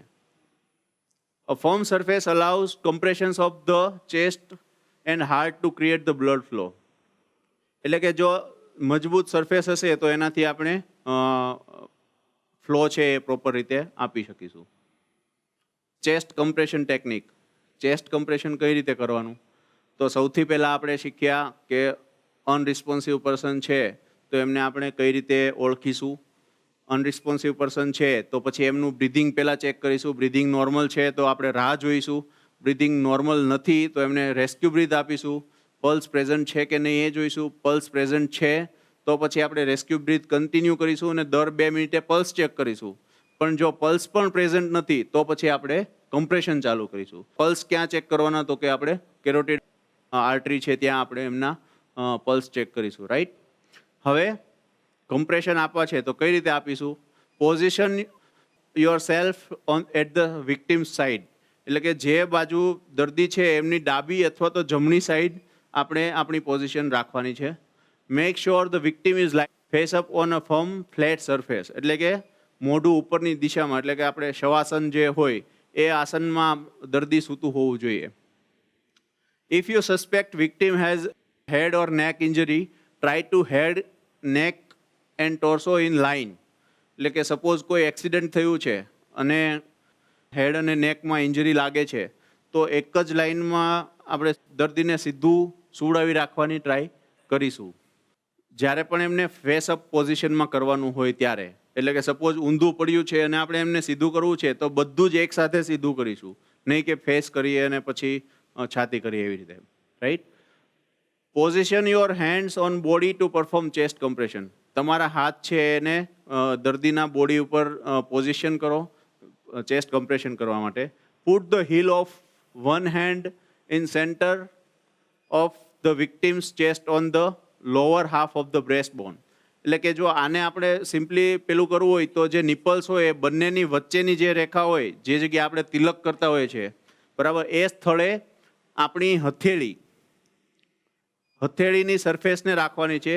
એ કઈ હથેળી હોવી જોઈએ? તો કે જે તમારો ડોમિનેટિંગ હેન્ડ છે. સપોઝ હું ડાબોડી છું તો મારે ડાબા હાથની જે હથેળી છે એને ત્યાં પ્લેસ કરવાની છે અને એના ઉપરથી જમણા હાથના જે આંગળીઓ છે એનાથી લોક કરવાનું છે. સો ત્યાં પુટ કરી હીલ, એના ઉપર તમે બીજો હેન્ડ મૂકો. Straighten your arm and position your shoulder directly over your hands. એટલે કે જ્યારે પણ આપણે હાથ સીધા કરી અને બધો ભાર, ખભાનો ભાર છે એ સીધો આવે એવી રીતે આપણે કરવાનું થશે. એ હમણાં આપણે જ્યારે પણ કમ્પ્રેશન કરીશું ત્યારે સમજાવવામાં આવશે સારી રીતે. Give chest compression at a rate of at least 100 to 120 per minute. એટલે કે જો આ વસ્તુ વારંવાર એટલે રિપીટ થાય છે કે કદાચ એક વખત આપણે 100 થી 120ની ગતિ સાંભળીએ ને તો ભૂલી જવાય, પણ વારંવાર આપણે સાંભળ્યા જ રાખશું તો આપણને ખબર જ હશે કે હવે એ ગતિને આપણે મગજમાં ફિટ કરી લેવાની છે. Press down at least 5 centimetre with each compression. ફરીથી આવ્યું કે 5 સેન્ટીમીટર દરેક કમ્પ્રેશન હોવું જોઈએ, બરાબર છે. Make sure you push straight down the victim's breast bone. એટલે કે આપણે શ્યોર થવાનું છે કે આપણે ડાઉનમાં જ પુશ કરીએ છીએ. આમ ત્રાંસા બેઠા હોય ને આમ ધક્કો મારતા હોય તો એનો કોઈ મતલબ નથી. At the end of each compression make sure you allow chest to recoil completely. એટલે કમ્પ્રેસ કર્યા પછી પાછું આપણે એમને એની મૂળ પોઝિશનમાં આવવા દઈએ છીએ કે નહીં એ ફરીથી ધ્યાનમાં રાખવાનું છે. Minimise interruptions of chest compression. એટલે કે વચ્ચે ગેપ પડવા જોઈએ નહીં. Team dynamics. Successful team dynamics are critical during multi rescuer resuscitation attempt regardless of location. એટલે કે કોઈ પણ પ્રકારનું દર્દીનું ગમે તેવી પરિસ્થિતિ હોય પણ એની અંદર તમારા ટીમ ડાયનેમિક્સ પ્રોપર હોય કે જેટલા લોકો બચાવવાવાળા છે એ બધાને નોલેજ સારી રીતે હોય અને એકબીજાને રિસ્પેક્ટ કરીને કામ કરતા હોય તો ઇરિસ્પેક્ટિવ ઓફ લોકેશન તમે કોઈ પણ જગ્યાએ હોય પણ તમે દર્દીને બચાવી શકવાની પરિસ્થિતિમાં હોવ છો. Poor communication among the team members can negatively affect the performance. એટલે કે અંદરો અંદર પ્રોપર કમ્યુનિકેશન ના થયું અથવા તો મારે કંઈ પણ કહેવું છે બીજા વ્યક્તિને પ્રોપર રીતે સમજાયું ના હોય તો એના લીધે પરિણામમાં નેગેટિવ રિઝલ્ટ આવતા હોય છે. Effective team dynamics may increase the chance of successful resuscitation. એટલે કે જો પ્રોપર ટીમ ડાયનેમિક્સ હોય તો આપણે દર્દીને સારી રીતે બચાવી શકતા હોઈએ છીએ. એટલે જેટલું ટૂંકમાં કમ્પ્રેશન ને બધું કરવું મહત્વનું છે એટલું જ ટીમ ડાયનેમિક્સ પણ મહત્વના છે કે તમારે શું કમ્યુનિકેટ કરવું અને કઈ રીતે કમ્યુનિકેટ કરવું. સો એમાં સૌથી પહેલું છે રોલ્સ ડ્યુરિંગ રિસસિટેશન એટેમ્પ્ટ. એટલે સપોઝ જ્યારે પણ આપણે રિસસિટેશન કરવાનું છે તો કોને કયો રોલ આપવો. તો કમ્પ્રેશન્સ કરવાના છે. અમારા હોસ્પિટલમાં સારામાં સારા કમ્પ્રેશન્સ કોઈ કરતા હોય તો એ જે હાઉસકીપિંગ સ્ટાફ હોય છે સ્વામી ગુરુજી એ લોકો મીન્સ હટ્ટાકટ્ટા પણ હોય છે અને એમને આપણે પ્રોપર ટ્રેનિંગ આપી હોય તો એ કમ્પ્રેશન કર્યા રાખે. કારણ કે એઝ એ ડૉક્ટર સપોઝ ત્યારે મારી જરૂર એ કમ્પ્રેશન્સ કરવા કરતાં દવાઓ આપવી, કઈ દવાઓ આપવી, કયા ડૉક્ટરને કોલ કરવો, શું કમ્યુનિકેટ કરવું એ મહત્ત્વનું છે, બરાબર છે. કમ્પ્રેશન કરવા માટે કોઈ મગજ નથી ચલાવવાનો. એના માટે આપણને એક નક્કી ખબર કરેલું છે કે ભાઈ આટલું વસ્તુ થવી જોઈએ કે આટલી ઝડપ, આટલા સેન્ટીમીટર ડેપ્થ, પ્રોપર રિકોઇલ અને કોઈ ઇન્ટરપ્શન નહીં. આ 5 વસ્તુ ખબર હોય એટલે કોઈ પણ વ્યક્તિ એ કમ્પ્રેશન્સ કરી શકે. તો રોલ્સ આપવા પણ ઇમ્પોર્ટન્ટ છે. વોટ ટુ કમ્યુનિકેટ એટલે શું આપણે એમને જાણકારી આપવાની છે કે ભાઈ તમારે શું કરવાનું છે. સપોઝ હું એમ કહું એઈડી લઈ આવો તો અહીંયાથી અડધા લોકો હશે એમને નહીં ખબર હોય કે એઈડી શું છે. પણ હું એમ કહું શોક આપવાનું મશીન લઈ આવો તો એ કોઈને પણ કહેશે કે ભાઈ મને શોક આપવાનું મશીન આપો એવું કીધું છે, રાઈટ. હાઉ ટુ કમ્યુનિકેટ એટલે આપણે કઈ રીતે વાત કરવી એ પણ મહત્વનું છે. સો જ્યારે પણ દર્દી હોય તો એના માટે એક તો મીન્સ આઈડિયલ સેટઅપ હોય તો એક ટાઈમર અને રેકોર્ડર હોય. કે જે ઇવેન્ટ નોટ કરતા હોય કે ભાઈ દર્દી અનરિસ્પોન્સિવ થયું એ આટલા વાગે થયું, પછી આટલા વાગે કમ્પ્રેશન્સ ચાલુ કર્યા, આટલા સાયકલ આટલા ટાઈમ સુધીમાં થયા, પછી આટલા વાગે હેલ્પ આવી, પછી આટલા વાગે દર્દીને પાછું રિટર્ન ઓફ સર્ક્યુલેશન થયું કે નહીં, ટૂંકમાં પાછી પલ્સ પાછા આવી ગયા છે કે નહીં, એ બધું થયું. એનાથી શું થાય તો કે એક ડેટા તૈયાર થાય કે જે અત્યારે થયેલી ભૂલોને આપણે ભવિષ્યમાં રોકી શકીએ અને ભવિષ્યમાં સારી રીતે પરફોર્મ કરી શકીએ. બીજું એક કમ્પ્રેસર હોય કે જે કમ્પ્રેશન આપતા હોય, બીજા હોય એક ડિફિબ્રિલેટર અને એઈડી વાપરવાવાળા હોય, એક હોય એરવે પર શ્વાસ આપવાવાળા વ્યક્તિ હોય, બીજા એક હોય છે દવાઓ આપવાવાળા વ્યક્તિ હોય છે, અને એક ટીમ લીડર હોય છે. એટલે ટોટલ આમાં 6 રોલ બતાવ્યા છે. પણ સપોઝ 6 જણ ના હોય તો પણ મેઇન 3 વ્યક્તિ છે, એરવે, ડિફિબ્રિલેટરવાળા અને કમ્પ્રેસર. એ પણ ના હોય તો મેઇન 2 વ્યક્તિ છે, એરવે અને કમ્પ્રેશન. આ 2 વ્યક્તિથી આપણે કોઈ પણ વ્યક્તિનો જીવ બચાવી શકીએ છીએ. So team leader, every resuscitation team must have a defined team leader. એટલે કે બધા પોતપોતાની રીતે કામ કરે તો એના વચ્ચે એક વ્યક્તિ એવો હોવો જોઈએ કે જે બધાને ચીંધે કે ભાઈ તમે આમ કરો, તમે આમ કરો, તમે આટલું ખોટું કરી રહ્યા છો, તમારી સ્પીડ ખોટી છે, તમે કમ્પ્રેશન પ્રોપર નથી કરતા, તમારું બ્રીધિંગ પ્રોપર નથી થઈ રહ્યું. તો એ એસેસ કરવા માટે અને એને ગાઈડ કરવા માટે એક ટીમ લીડરની જરૂર હોય છે. Choking relief. Early recognition of foreign body airway obstruction is key of successful outcome. એટલે કે જ્યારે પણ કોઈ પણ વસ્તુ છે એ ઓતરાએ જાય અને શ્વાસનળીમાં ફસાય તો એને ઝડપથી, જેટલી આપણે ઝડપથી ઓળખી જઈએ એટલી જ એ ઉપરના સાઈડમાં હોય તો આપણે ઝડપથી એમને કાઢી શકીએ છીએ. It is important distinguish this emergency from fainting, stroke, heart attack, drug overdose, seizure or other conditions that may cause sudden respiratory distress but require different treatment. એટલે કે આ કેવી છે, આ ઇમરજન્સી એવી છે કે જેમાં સ્ટ્રોક આવતો હોય તો એ આવું લાગે આપણને સાયન્સ, પછી સીઝર્સ આવતા હોય એટલે કે ખેંચ આંચકી આવતી હોય તો પણ આવા સાયન્સ હોય, તો એને આપણે અલગ કરવી પડે. Foreign bodies may cause a range of signs from mild to severe airway obstruction. એટલે કે જેવડી વસ્તુ અંદર ગઈ છે એના ઉપરથી આપણને ચોકિંગ થયું છે કે નહીં એના સાયન્સ અને સિમ્ટમ્સ ખબર પડે. આ છે ને યુનિવર્સલ સાઇન ઓફ ચોકિંગ છે. એટલે કે કોઈ પણ વસ્તુ ઓતરાઈ ગઈ હોય ને તો સૌથી પહેલાં દર્દી ગળું પકડીને આવી રીતે ટૂંકમાં ટ્રાય કરશે. આવું જ્યારે પિક્ચર આપણને દેખાય તો આપણે સમજવું કે આમને ચોકિંગ એટલે કોઈ પણ વસ્તુ અંદર શ્વાસનળીમાં ફસાય છે. સો જ્યારે પણ એવું થાય ત્યારે આપણે શું કરવાનું છે તો કે દર્દીને ઊભું રાખી અને આપણી મુઠ્ઠી અને હાથ આ બંનેથી જોરથી પકડી આવી રીતે અને એ પેટ પર દબાણ આપવાનું છે કે જેનાથી ફેફસામાં દબાણ થાય અને એનાથી ટ્રેકિયામાં દબાણ થઈ અને કોઈ પણ વસ્તુ જે ચોક થઈ છે તો એ બહાર નીકળી જાય. બસ આટલું છે. આ BLS છે એટલે કે બેઝિક લાઈફ સપોર્ટ છે. હવે એને અમે 3 જણની ટીમ થઈ અને પ્રોપર રીતે તમારી સામે ડેમોન્સ્ટ્રેટ કરીશું કે કોઈ પણ વ્યક્તિ છે એ અનરિસ્પોન્સિવ પડી છે તો આપણે એમને કઈ રીતે એસેસ કરીશું, કઈ રીતે કમ્પ્રેશન્સ કરીશું, કેટલી ગતિમાં કરીશું, ત્યારે શું બોલવાનું છે, કોને શું ઇન્સ્ટ્રક્શન્સ આપવાના છે અને એનાથી આપણે કેવો આઉટકમ લાવી શકીએ. સો આપણી પાસે એક અહીંયા મેનિક્વિન છે, આપણે અત્યારે એમને ઉપનામ આપીશું કાકા. એટલે કે કાકા છે એ અનરિસ્પોન્સિવ થઈને પડ્યા છે અને સૌથી પહેલાં ડૉક્ટર હાર્દિક છે એમને જોવે છે કે ભાઈ અહીંયા કોઈ વ્યક્તિ પડ્યું છે અને અનરિસ્પોન્સિવ છે, તો એ આગળ હવે કઈ રીતે કરવું એ આપણને સીનથી ખબર પડશે.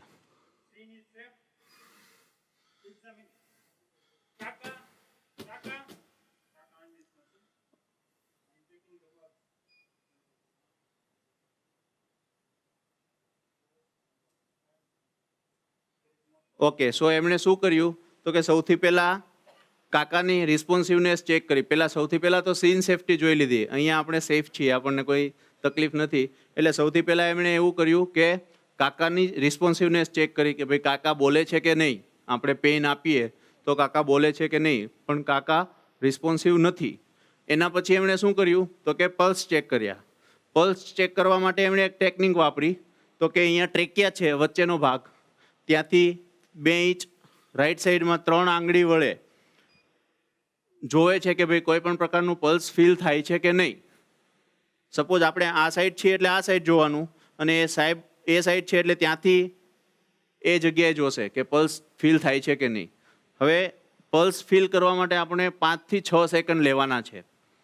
5 થી 6 સેકન્ડ લેવાના છે, પણ આપણે જો 1, 2, 3, 4, 5, 6 એવી રીતે કરી નાખીએ, કારણ કે ઓલરેડી ઇમરજન્સી હોય ત્યારે આપણું કાઉન્ટિંગથી માંડીને બધું ઇમરજન્સીમાં થતું હોય, તો એ સમય પ્રોપર રીતે જળવાઈ રહે એના માટેની ટેકનિક છે કે આપણે એવી રીતે બોલીશું 1001, 1002, 1003, 1004, 1005, 1006. એનો મતલબ કે સેકન્ડે એક વખત એક આંકડો બોલશો તમે, બરાબર છે. આવો આંકડો બોલીશું ત્યાં સુધીમાં આપણો પલ્સ ચેક થઈ શકે. હવે 5 થી 10 સેકન્ડ શું કામ લેવાના? ઘણીવાર બની શકે કે હૃદયની ગતિ 20 થી 30ની હોય, તો એ સમયે તમે 5 સેકન્ડથી ઓછા સમયમાં જો પલ્સ ચેક કરશો તો દર્દીની હૃદય ચાલુ હોય તો પણ તમે એવું નક્કી કરી લેશો કે દર્દીનું હૃદય બંધ છે અને તમે કમ્પ્રેશન્સ ચાલુ કરી દેશો, રાઈટ? સો 5 થી 10 સેકન્ડનો સમય લેવાનો છે, અને એ દરમિયાન આપણે જોઈ લેવાનું છે કે દર્દીના પલ્સ પ્રેઝન્ટ છે કે નહીં. સો પ્રેઝન્ટ નથી એટલે એમણે એ જ સમયે પાછું દર્દીનું બ્રિધિંગ પણ જોયું હોય, કારણ કે બેર ચેસ્ટ છે એટલે જુએ છે કે ભાઈ દર્દીનો ચેસ્ટ રાઇઝ થાય છે કે નહીં, તો નથી થતો એટલે દર્દીનું કમ્પ્રેશન ચાલુ કરે છે. તો કમ્પ્રેશન ચાલુ કરતી વખતે સાઈડમાં એમની પાસે ડૉક્ટર અંકિતભાઈ અવેલેબલ છે, એટલે એમને ઇન્સ્ટ્રક્શન આપશે.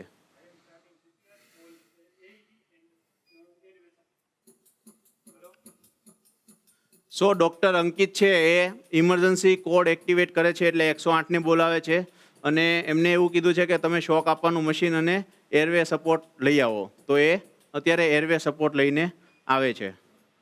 સો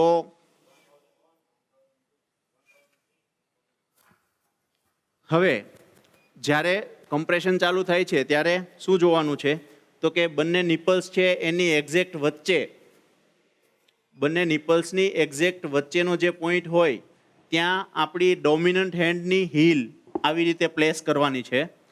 એ હીલને પ્લેસ કર્યા પછી એના ઉપર બીજા હાથ છે એના આંગળીઓને લોક કરવાના છે. પછી એકદમ સીધા, એટલે કે 90 ડિગ્રીના એંગલ પર તમારા હાથ રહેવા જોઈએ, અને બંને ખભા છે એ પ્રોપર રીતે લાઇનમાં હોય એવી રીતે રાખવાના છે, અને તમારું ટોટલ બેકથી જોર આપવાનું છે કમ્પ્રેશન આપતી વખતે. હા, એટલે આ પોઝિશન, એટલે કે જેમાં તમારા હાથ એકદમ સ્ટ્રેટ છે, અહીંયાથી કોણીથી વળેલા નથી, ત્રાંસા નથી, પણ એકદમ સીધા 90 ડિગ્રીના એંગલ પર દર્દીની છાતી ઉપર છે, અને તમારે જસ્ટ કમ્પ્રેશન્સ આપવાના છે. 1, 2, 3, 4, 5, 6, 7, 8, 9, 10, 11, 12, 13, 14, 15, 16, 17, 18, 19, 20. 1, 2, 3, 4, 5, 6, 7, 8, 9, 30. એટલે એક જ ગતિથી, અને આ કમ્પ્રેશન્સ તમે ટાઈમ વોચ રાખીને જોવું હોય તો જોઈ શકો છો. એ 120ની ગતિથી જ થશે, એટલે કે 15 સેકન્ડની અંદર મારું 30 કમ્પ્રેશન્સ પૂરા થશે. આ 30 કમ્પ્રેશન્સ થાય એના પછી 2 રેસ્ક્યુ બ્રીથ આપવાના છે, એટલે કે 2 શ્વાસ આપવાના છે. તો એ શ્વાસ આપવાના હોય ત્યારની ટેકનિક છે તો કે સૌથી પહેલા માસ્ક છે. આ માસ્ક એવી રીતે ડિઝાઇન કરેલું છે કે જે આપણા ફેસ પર નાક અને મોઢાને સીલ કરે, કારણ કે આપણો શ્વાસ છે મોઢા અને નાક બંને જગ્યાએથી લઈ શકાય. તો એ બંને જગ્યાએથી શ્વાસ લેવાનો હોય, જ્યારે દર્દી ભાનમાં ના હોય ત્યારે મોઢાથી અથવા તો નાક બંને જગ્યાએથી આપણે શ્વાસ આપવાનો થાય, તો ત્યારે આને એનાટોમિકલ માસ્ક કહેવાય. સો એ એનાટોમિકલ માસ્ક છે એ દર્દીના મોઢા પર ફિટ થશે, અને એ સીલ કરવાનો છે, એટલે પ્રોપર રીતે સીલ થવો જોઈએ કે જેનાથી આપણે જ્યારે એર પુશ કરીએ તો ત્યારે કોઈ પણ પ્રકારની એર સાઈડમાંથી લીક થાય નહીં. હવે સપોઝ આપણે જ્યારે આ માસ્કને સીલ કર્યો ત્યારે એક સી અને ઈ ટેકનિક કહેવાય, એટલે કે અંગૂઠો અને પહેલી આંગળી છે એનાથી સી બનાવવાનો છે કે જેનાથી આપણે આના ઉપર કમ્પ્રેશન આપી શકીએ, અને બીજું આ બાકીની 3 આંગળી છે એનાથી ઈ બનાવવાનો છે કે જેનાથી આપણે એની દાઢી છે એને ઊંચી લઈ શકીએ કે જેનાથી શ્વાસ નળી ડાયરેક્ટ એક્સપોઝ થાય. સો સી અને ઈ ટેકનિકથી એનું એલિવેશન કર્યું, અને પછી આપણે એમને બ્રીથ આપીએ છીએ. સો જ્યારે આપણે બ્રીથ આપીએ છીએ ત્યારે અહીંયા ચેસ્ટ રાઇઝ થાય છે કે નહીં એ જોવાનું છે. તો તમે જોઈ શકો છો જ્યારે હું પણ બ્રીથ આપું છું ત્યારે ચેસ્ટ રાઇઝ થાય છે, બરાબર છે. પછી બીજું આપણે શું યાદ રાખવાનું હતું, હાઇપર વેન્ટિલેશન નથી કરવાનું શ્વાસ આપતી વખતે. એટલે એકસાથે બહુ વધારે શ્વાસ નથી આપી દેવાનો, નહીંતર શું થાય તો કે અન્ન નળીમાં અથવા તો જઠરમાં જેટલું હોય એ બહાર આવીને શ્વાસ નળીમાં જઈ શકે છે. તો આપણે જ્યારે એમને 30 કમ્પ્રેશન કર્યા એના પછી 1001 1002 આવી રીતે 2 બ્રીથ આપ્યા, બરાબર છે. એટલે કે બહુ આરામથી નિરાતે 2 બ્રીથ આપ્યા છે અને ફરીથી પાછા કમ્પ્રેશન્સ ચાલુ થશે. સો જ્યારે એમના કમ્પ્રેશન બંધ થયા એના પછી આપણે બ્રીથ આપ્યા એને ખાલી 2 સેકન્ડ થઈ, 1001 અને 1002. એનો મતલબ આપણે ઇન્ટરપ્શન છે એને પણ 10 સેકન્ડથી વધારે નથી થવા દીધું, બરાબર છે. આગળ કન્ટિન્યુ કરશે. 2 3 4 5 6 7 8 9 10 11 12 13 14 15 16 17 18 19 20 2. સો એઝ એ લીડર અત્યારે હું જો વિચારું તો શરૂઆતના 10 કમ્પ્રેશન્સ એમણે થોડા સ્પીડથી કર્યા છે. તો મારે એમને કહેવું જોઈએ કે doctor Hardik you are going fast, તમે તમારા કમ્પ્રેશનને થોડા સ્લો ડાઉન કરો. શું કામ? આપણું કામ ખાલી કમ્પ્રેશન કરવાનું નથી, આપણે ત્યાં સુધી વિચારવાનું છે કે કમ્પ્રેશન કર્યા પછી હૃદયનું જે બ્લડ છે એ મગજ સુધી જાય છે અને પરફ્યુઝન આપે છે, ત્યાંથી પાછું રિટર્ન રિકોઇલ થવા માટે જાય છે, એટલે ચેસ્ટ રિકોઇલ થાય છે અને હૃદય સુધી પાછું પહોંચે છે.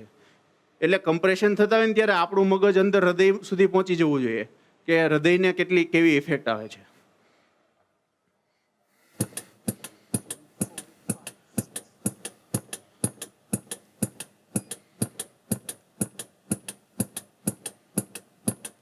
સો જ્યારે અત્યારે કમ્પ્રેશન સાયલન્ટલી કરી રહ્યા છે, સાયલન્ટલી કમ્પ્રેશન કરી રહ્યા છે એનો મતલબ મને ખબર નથી કે એમણે કેટલા કમ્પ્રેશન્સ આપ્યા, બરાબર છે. એનો મતલબ રેસ્ક્યુ બ્રીથ આપવાવાળાને પણ ખબર નથી કે એમણે કેટલા રેસ્ક્યુ બ્રીથ આપ્યા. જ્યારે એવું થાય ત્યારે આપણે ઇન્ટરપ્શનનો સમય વધી શકતો હોય છે. એટલે એમણે જ્યારે પણ કમ્પ્રેશન કરતા હોય ત્યારે 1 થી 30ના આંકડા બોલવાના છે. 1 થી 30ના આંકડા જ્યારે બોલશે ત્યારે જ્યારે 30 પહોંચવાના હશે એની પહેલાં રેસ્ક્યુ બ્રીથવાળા તૈયાર હશે એની પોઝિશન લઈને કે આપણે શ્વાસ આપી દેવાનો છે એમ. ઓકે.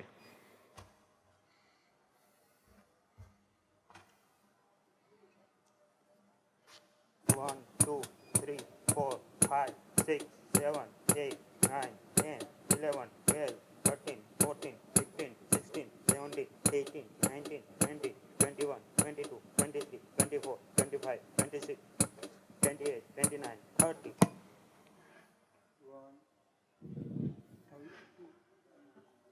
1 2 3 4 5 6 7 8 9 10 Go fast. 11 12 13 14 15 16 17 18 19 20 One, 21 22 23 24 25 26 27 28 29 30. 1 2 3 4 5 6 7 8 9. સો હવે એક ત્રીજી વ્યક્તિ છે જે ડિફિબ્રિલેટર લઈને આવી ગઈ છે અથવા તો એડી લઈને આવી ગઈ છે. 23 24 25 26 27 28 29 30. સો આપણે જોયું એક કમ્પ્રેશન્સના સાયકલ જોયા, એના પછી કોઈ વ્યક્તિ છે એ ડિફિબ્રિલેટર લઈને આવે છે. સો જ્યારે પણ આપણે ડિફિબ્રિલેટર ઓપન કરશું એટલે ઓટોમેટિકલી એ ઇન્સ્ટ્રક્શન્સ આપવાનું ચાલુ કરી દેશે. અત્યારે એમણે એવું કીધું કે તમે આ વ્હાઇટ એડહેસિવ પેડ્સ છે એને બહાર કાઢો, તો આપણે એમને બહાર કાઢીએ છીએ. સો હવે આમાં 2 પેડ્સ છે. એક પેડ છે એમાં જમણી સાઈડની છાતીની ઉપરનો ભાગ દોરેલો છે, તો એને આપણે ત્યાં પ્લેસ કરવાનું છે.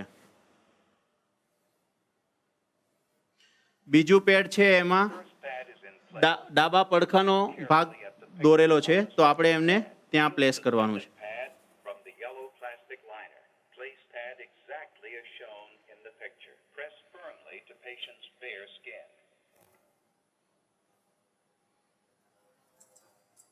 Okay, continue. સો આપણે પ્લેસ કરી અને આમાં ચેક કરીશું. 2 3 4 5 6 7 8 9 10 11 12 13 14 15 16 17 18 19 20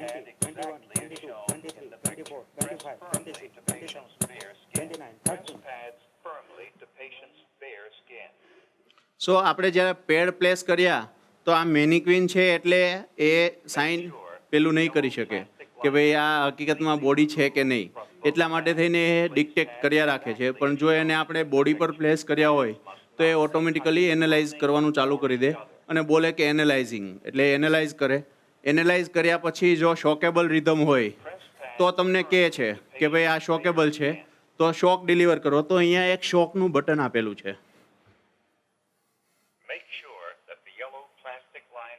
આ શોકનું બટન છે જ્યાં શોક વીજળી જેવું દોરેલું છે. તો એને આપણે પ્લેસ કરીશું. એ સમયે બધા જ લોકો દર્દીથી હટી ગયેલા હોવા જોઈએ, કારણ કે એ કરંટ છોડવાનું છે. તો જો એ કરંટ છૂટે ત્યારે આપણે અડેલા હોઈએ તો આપણને પણ કરંટ લાગે ને આપણું પણ હૃદય બંધ થઈ શકે છે. તો એ સમયે આપણે એ દર્દીને દૂર થવાનું છે. એટલે ઓલ ક્લિયર એવું બોલી અને પછી એ પ્લેસ કરવાનું છે. જોવાનું પણ છે કે કોઈ અડેલું નથી ને એમ.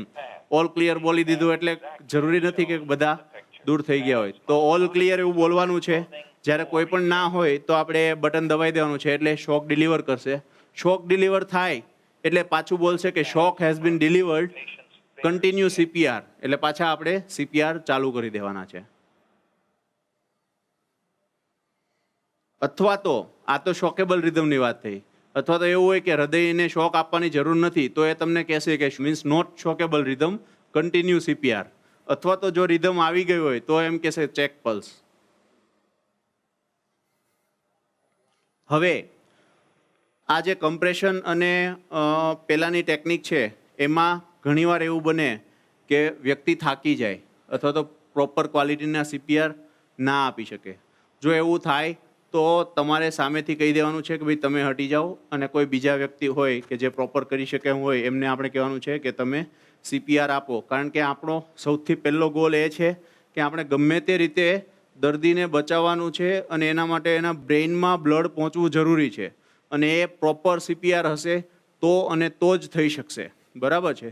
સો એવો પ્રોટોકોલ છે કે દર 5 રાઉન્ડ એટલે કે 30 કમ્પ્રેશન અને 2 બ્રીથના રાઉન્ડ પછી રોલ ચેન્જ કરી દેવાનો. એટલે જે બ્રીથ પર હોય એ કમ્પ્રેશન્સ પર આવી જાય અને કમ્પ્રેશન્સ પર હોય એ બ્રીથ પર આવી જાય, કે જેનાથી એટલીસ્ટ ક્વોલિટી ઓફ CPR છે એ જળવાઈ રહે, કે જેનાથી આપણે દર્દીને બચાવવાના મહત્તમ પ્રયાસો કરી શકીએ. સો એક વખત આપણે ટોટલી કમ્પ્લીટલી, હવે હું તમને સમજાવતો નથી પણ અમે રિહર્સ કરીએ છીએ કે જેનાથી તમને આઈડિયા આવે કે એક્ઝેક્ટલી સીન હોય ત્યારે આપણે કઈ રીતે વર્તવાનું છે. જેમાં એકડા બોલવા, સેકન્ડ્સ જોવી, સમય જોવો, પાર્ટનરને કરેક્ટ કરવા, ફાસ્ટ હોય તો સ્લો કરવા, સ્લો હોય તો ફાસ્ટ કરવા, એ બધું પણ બહુ જ મહત્ત્વની વસ્તુઓ છે. તો આપણે એક વખત ફરીથી રિહર્સલ કરીશું. હું as a team leader compression પર રહીશ, ડૉક્ટર હાર્દિક છે રેસ્ક્યુ બ્રીથ પર રહેશે અને ડૉક્ટર અંકિત છે એ ઇમરજન્સી કોલ એક્ટિવેટ ને બધું કરશે. સો ફરીથી અરે કાકા કાકા અનરિસ્પોન્સિવ થઈ ગયા. કાકા કાકા કાકા ઇઝ નોટ રિસ્પોન્સિંગ. હું એનો પલ્સ ચેક કરું છું અને બ્રીધિંગ ચેક કરું છું. તમે એક્ટિવેટ ઇમરજન્સી કરો.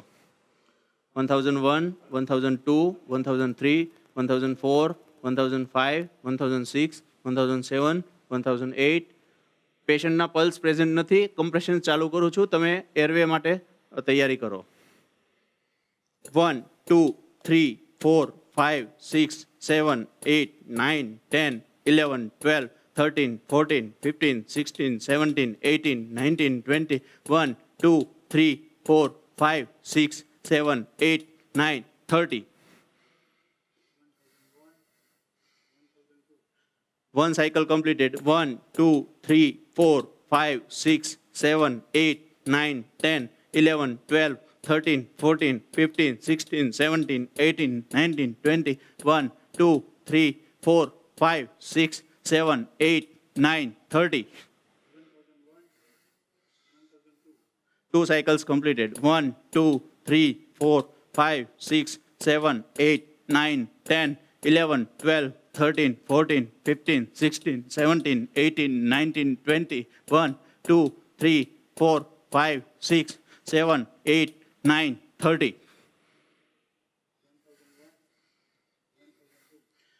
1, 2, 3, 4, 5, 6, 7, 8, 9, 10, 11, 12, 13, 14, 15, 16, 17, 18, 19, 20, 1, 2, 3, 4, 5, 6, 7, 8, 9, 30. 4 cycles completed.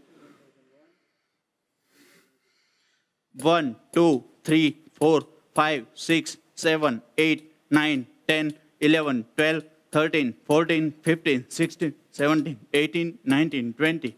1, 2, 3, 4, 5, 6, 7, 8, 9, 30.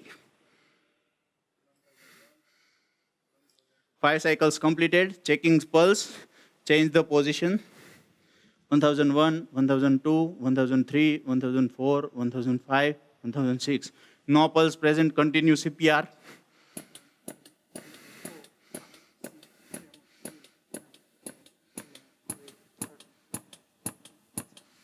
18, 19, 20, 1, 2, 3, 4, 5, 6, 7, 8, 9, 30. 1001, 1002, 1003, 1004. 1 cycle complete. 1, 2,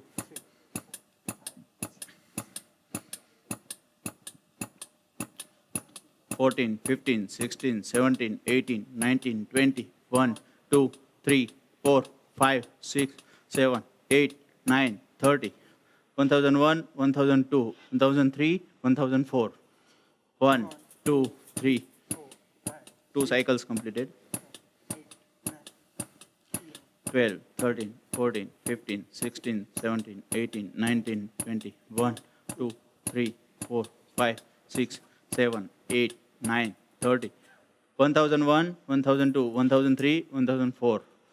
3 cycles completed. 1, 2, 3, 4, 5, 6, 8, 9, 10, 11, 12, 13, 14, 15, 16, 17, 18, 20, 1, 2, 3, 4, 5, 6, 8, 9, 10. 1001, 1002, 1003, 1004. 4 cycles completed.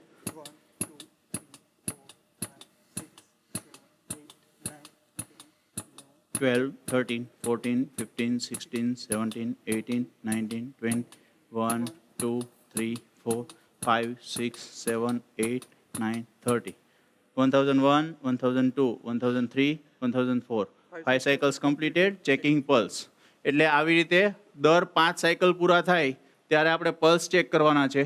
Pulse check કરીએ અને આપણને પલ્સ ફીલ થવા માંડે તો એનો મતલબ છે કે રિટર્ન ઓફ સર્ક્યુલેશન પાછું આવી ગયું છે. એ દરમિયાન આપણે જે શીખ્યા એ બેઝિક લાઈફ સપોર્ટ છે, એટલે કે આપણે કંઈ પણ દવા વગર શું કરી શકીએ. એના પછી એડવાન્સ લાઈફ સપોર્ટ આવે, જે મેડિકલ પર્સન છે એમને શીખવાનું હોય કે આપણે એવી દવાઓ આપી શકીએ કે જેનાથી હૃદયની ગતિ પાછી નિયમિત રીતે આવી જાય. બરાબર છે. સો આપણે જે મેડિકલ પીપલ છે એને હેલ્પ કરવા માટે આ જે બેઝિક સ્ટેપ્સ છે એ શીખવાની જરૂર છે કે જેનાથી ઇમરજન્સીમાં કોઈ હૃદય બંધ થયું હોય જેમાં કાર્ડિયાક કોઝ ન હોય તો એ હૃદયને આપણે ચાલુ કરી શકીએ છીએ. આ ગુરુજી આવા સર્કલ્સ ઓલમોસ્ટ 1.5 કલાક સુધી અથવા તો જ્યાં સુધી મેડિકલ ટીમ આવી ના જાય અને એ લોકો કન્ફર્મ ના કરે ત્યાં સુધી પણ તમે કરી શકો છો. કારણ કે આપણે રેસ્ક્યુ બ્રીથ આપતા હોઈએ અને સર્ક્યુલેશન્સ આપતા હોઈએ તો આપણું મેઇન પ્રાઇમરી ગોલ એ જ હોય કે બ્રેન અને હૃદયને આપણે બચાવવાનું છે. તો એના પૂરતું સર્ક્યુલેશન તો આપણે આપી જ રહ્યા છીએ. એટલે જ્યાં સુધી એડિશનલ હેલ્પ ના આવે અથવા તો મેડિકલ એક્સપર્ટ્સ ડિક્લેર ના કરે કે કંઈ ટૂંકમાં હવે નથી, ત્યાં સુધી આપણે એટલીસ્ટ કરવું જોઈએ. જો વિટનેસ્ડ અરેસ્ટ હોય એટલે કે તમારી સામે ઘટના બની હોય તો. સપોઝ કોઈ વ્યક્તિ એવું અનરિસ્પોન્સિવ પડ્યું જ છે, આપણને ખબર નથી કેટલા સમય સુધી છે, તો આપણે આવા ટોટલ 5 સાયકલ્સ કરી શકીએ અને 5 સાયકલ્સ પછી આપણે ટૂંકમાં ડિક્લેર કરી શકીએ. હા ગુરુજી.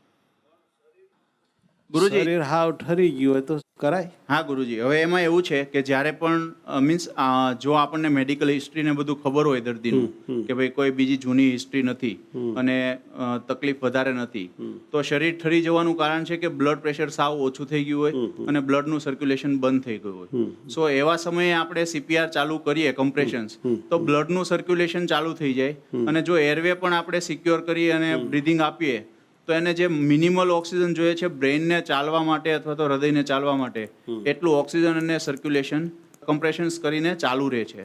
તો એ સમયે આપણે કરવું જોઈએ. હવે માનો લે કે આ તમે પેલું ફૂગો દબાવીને કરો એ ન હોય તો માણસ મોઢેથી ફૂંક મારે છે, એ ચાલે? હા ગુરુજી, જો મોઢેથી ફૂંક મારવી હોય હા. તો એના માટે બીજો એક માસ્ક આવે છે હા. કે જે ટૂંકમાં જસ્ટ વચ્ચેનું બેરિયર બને કે જેનાથી દર્દીએ સપોઝ પોઈઝનિંગ લીધું હોય તો એ આપણને ના લાગી જાય. સપોઝ કોઈ વ્યક્તિ અનરિસ્પોન્સિવ પડ્યું છે એને આપણે માઉથ ટુ માઉથ બ્રીધિંગ આપવું છે, ના ના, એ તો આપણે એને જાણીએ જ છીએ, આપણો જ માણસ છે ને. હા તો આપણે આપી શકીએ છીએ, માઉથ ટુ મોઢેથી- માઉથ બ્રીધિંગ આપી શકીએ.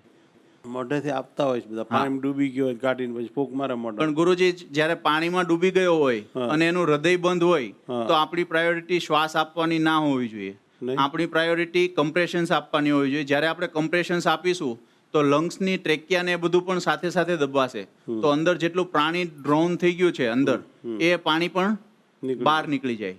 તો ત્યારે શ્વાસ આપીશું તો ઉલટાનું આપણે પાણી અંદર નાખી રહ્યા છે, કારણ કે ઉપરથી ફોર્સ આપીએ છીએ. ઓલરેડી પાણી તો અંદર છે, એમાં ફોર્સ આપીએ તો પાણી અંદર વધારે જાય.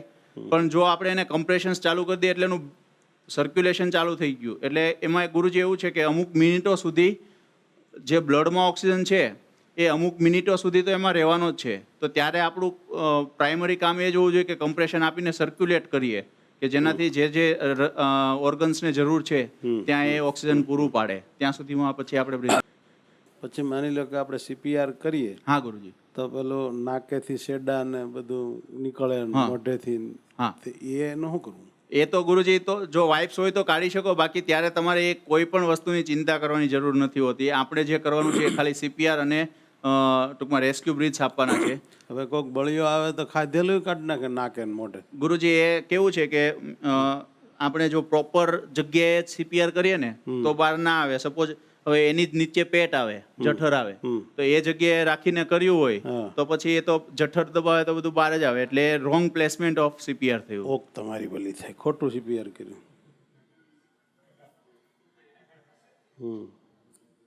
એટલે ત્યારે છે ને ગુરુજી આપણી જે આ બંને નિપલ્સ છે ને એની એની વચ્ચે વચ્ચેની જે જગ્યા છે તે જ proper આપણે તિલક કરતા હોઈએ છે ને એ proper એક્ઝેક્ટલી એ જગ્યાએ. પ્રોપર જગ્યા છે. એ જ જગ્યાએથી CPR આપણે હમણાં કરવા એક મેં વિડીયો જોયો હતો, હા ગુરુજી. એમાં એક ભાઈ 2-3 ડૂબી ગયા હતા. હા ગુરુ. તો પછી એને 3 જણાને કાઢ્યા ને એક જણો જરાક જીવન, બીજો એક તો મરી ગયો. પછી વળી બીજાને તો જે ઓલા હોય ને બધા એ કરો કરો CPR, તો પેટ જ દબાવતા હતા. હા નકરું પેટ જ દબાવે, એને હા, પણ એક ગુરુજી, કાંઈ ખબર જ નથી. એટલે આમાં કેવું છે ગુરુજી, આ જે BLS ની ટ્રેનિંગ છે એ સોસાયટીને મીન્સ મેડિકલ ફેટર્નિટી દ્વારા મીન્સ વડોદરામાં પણ ઘણા એવા કેમ્પ્સ થાય છે કે જ્યાં પબ્લિક અવેરનેસ માટે આ BLS ની ટ્રેનિંગ આપવામાં આવે છે કે કમ્પ્રેશન્સ પ્રોપર રીતે આપણે કઈ રીતે કરવા એ શીખો. એટલીસ્ટ ટૂંકમાં તમે તમારા ઘરે કોઈ વિટનેસ થયું હોય તો તમે એટલીસ્ટ એને હોસ્પિટલ સુધી પહોંચાડી શકશો. પછી આગળ ભાગ્યની વાત છે. પણ ગુરુજી એક નાનો એવો કિસ્સો કહું તો એક ડોશીમાં આપણા હોસ્પિટલમાં આવ્યા હતા, જાનવી હોસ્પિટલમાં. ડોશીમાં બીજી એક હોસ્પિટલમાં દાખલ હતા અને ત્યાંથી એને અરેસ્ટ થયો અને ત્યાં ઇમરજન્સીમાંથી જ કહી દીધું કે દર્દીને અહીંયા અમે નહીં રાખી શકીએ. પણ એમ્બ્યુલન્સમાં જે ડ્રાઈવર હતો એમણે કમ્પ્રેશન્સ ચાલુ રાખીને એ ડોશીમાને આપણે ત્યાં પહોંચાડ્યા. આપણે ત્યાં ICUમાં રાખ્યા, શ્વાસનળીમાં ટ્યુબ નાખી, વેન્ટિલેટર પર રાખ્યા, કમ્પ્રેશન્સ આપ્યા, પછી હૃદય પાછું ચાલુ થઈ ગયું અને એ ડોશીમાં લગભગ 72 કલાક પછી ભાનમાં પણ આવી ગયા અને ઘરે પણ ગયા અને હજી જીવે છે.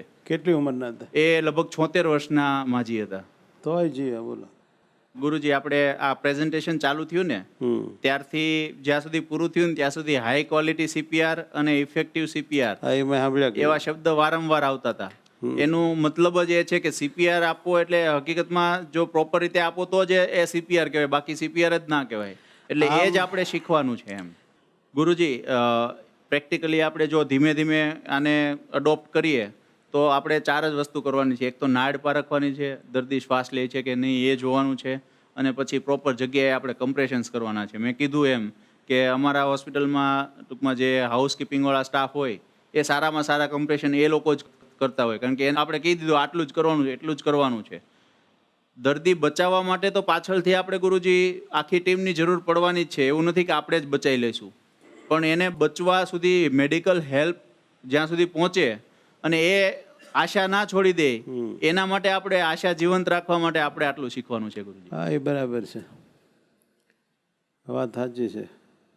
મોટી હેલ્પ આવી જાય ત્યાં સુધી આપણે એનું મગજ શરૂ રહે, ઓક્સિજન રહે, એટલા માટે આ મહેનત કરવાની.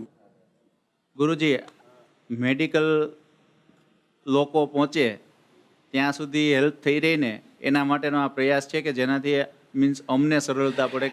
કે મેં કીધું ને એમ હૃદય બંધ થવાના ઘણા રીઝન હોય.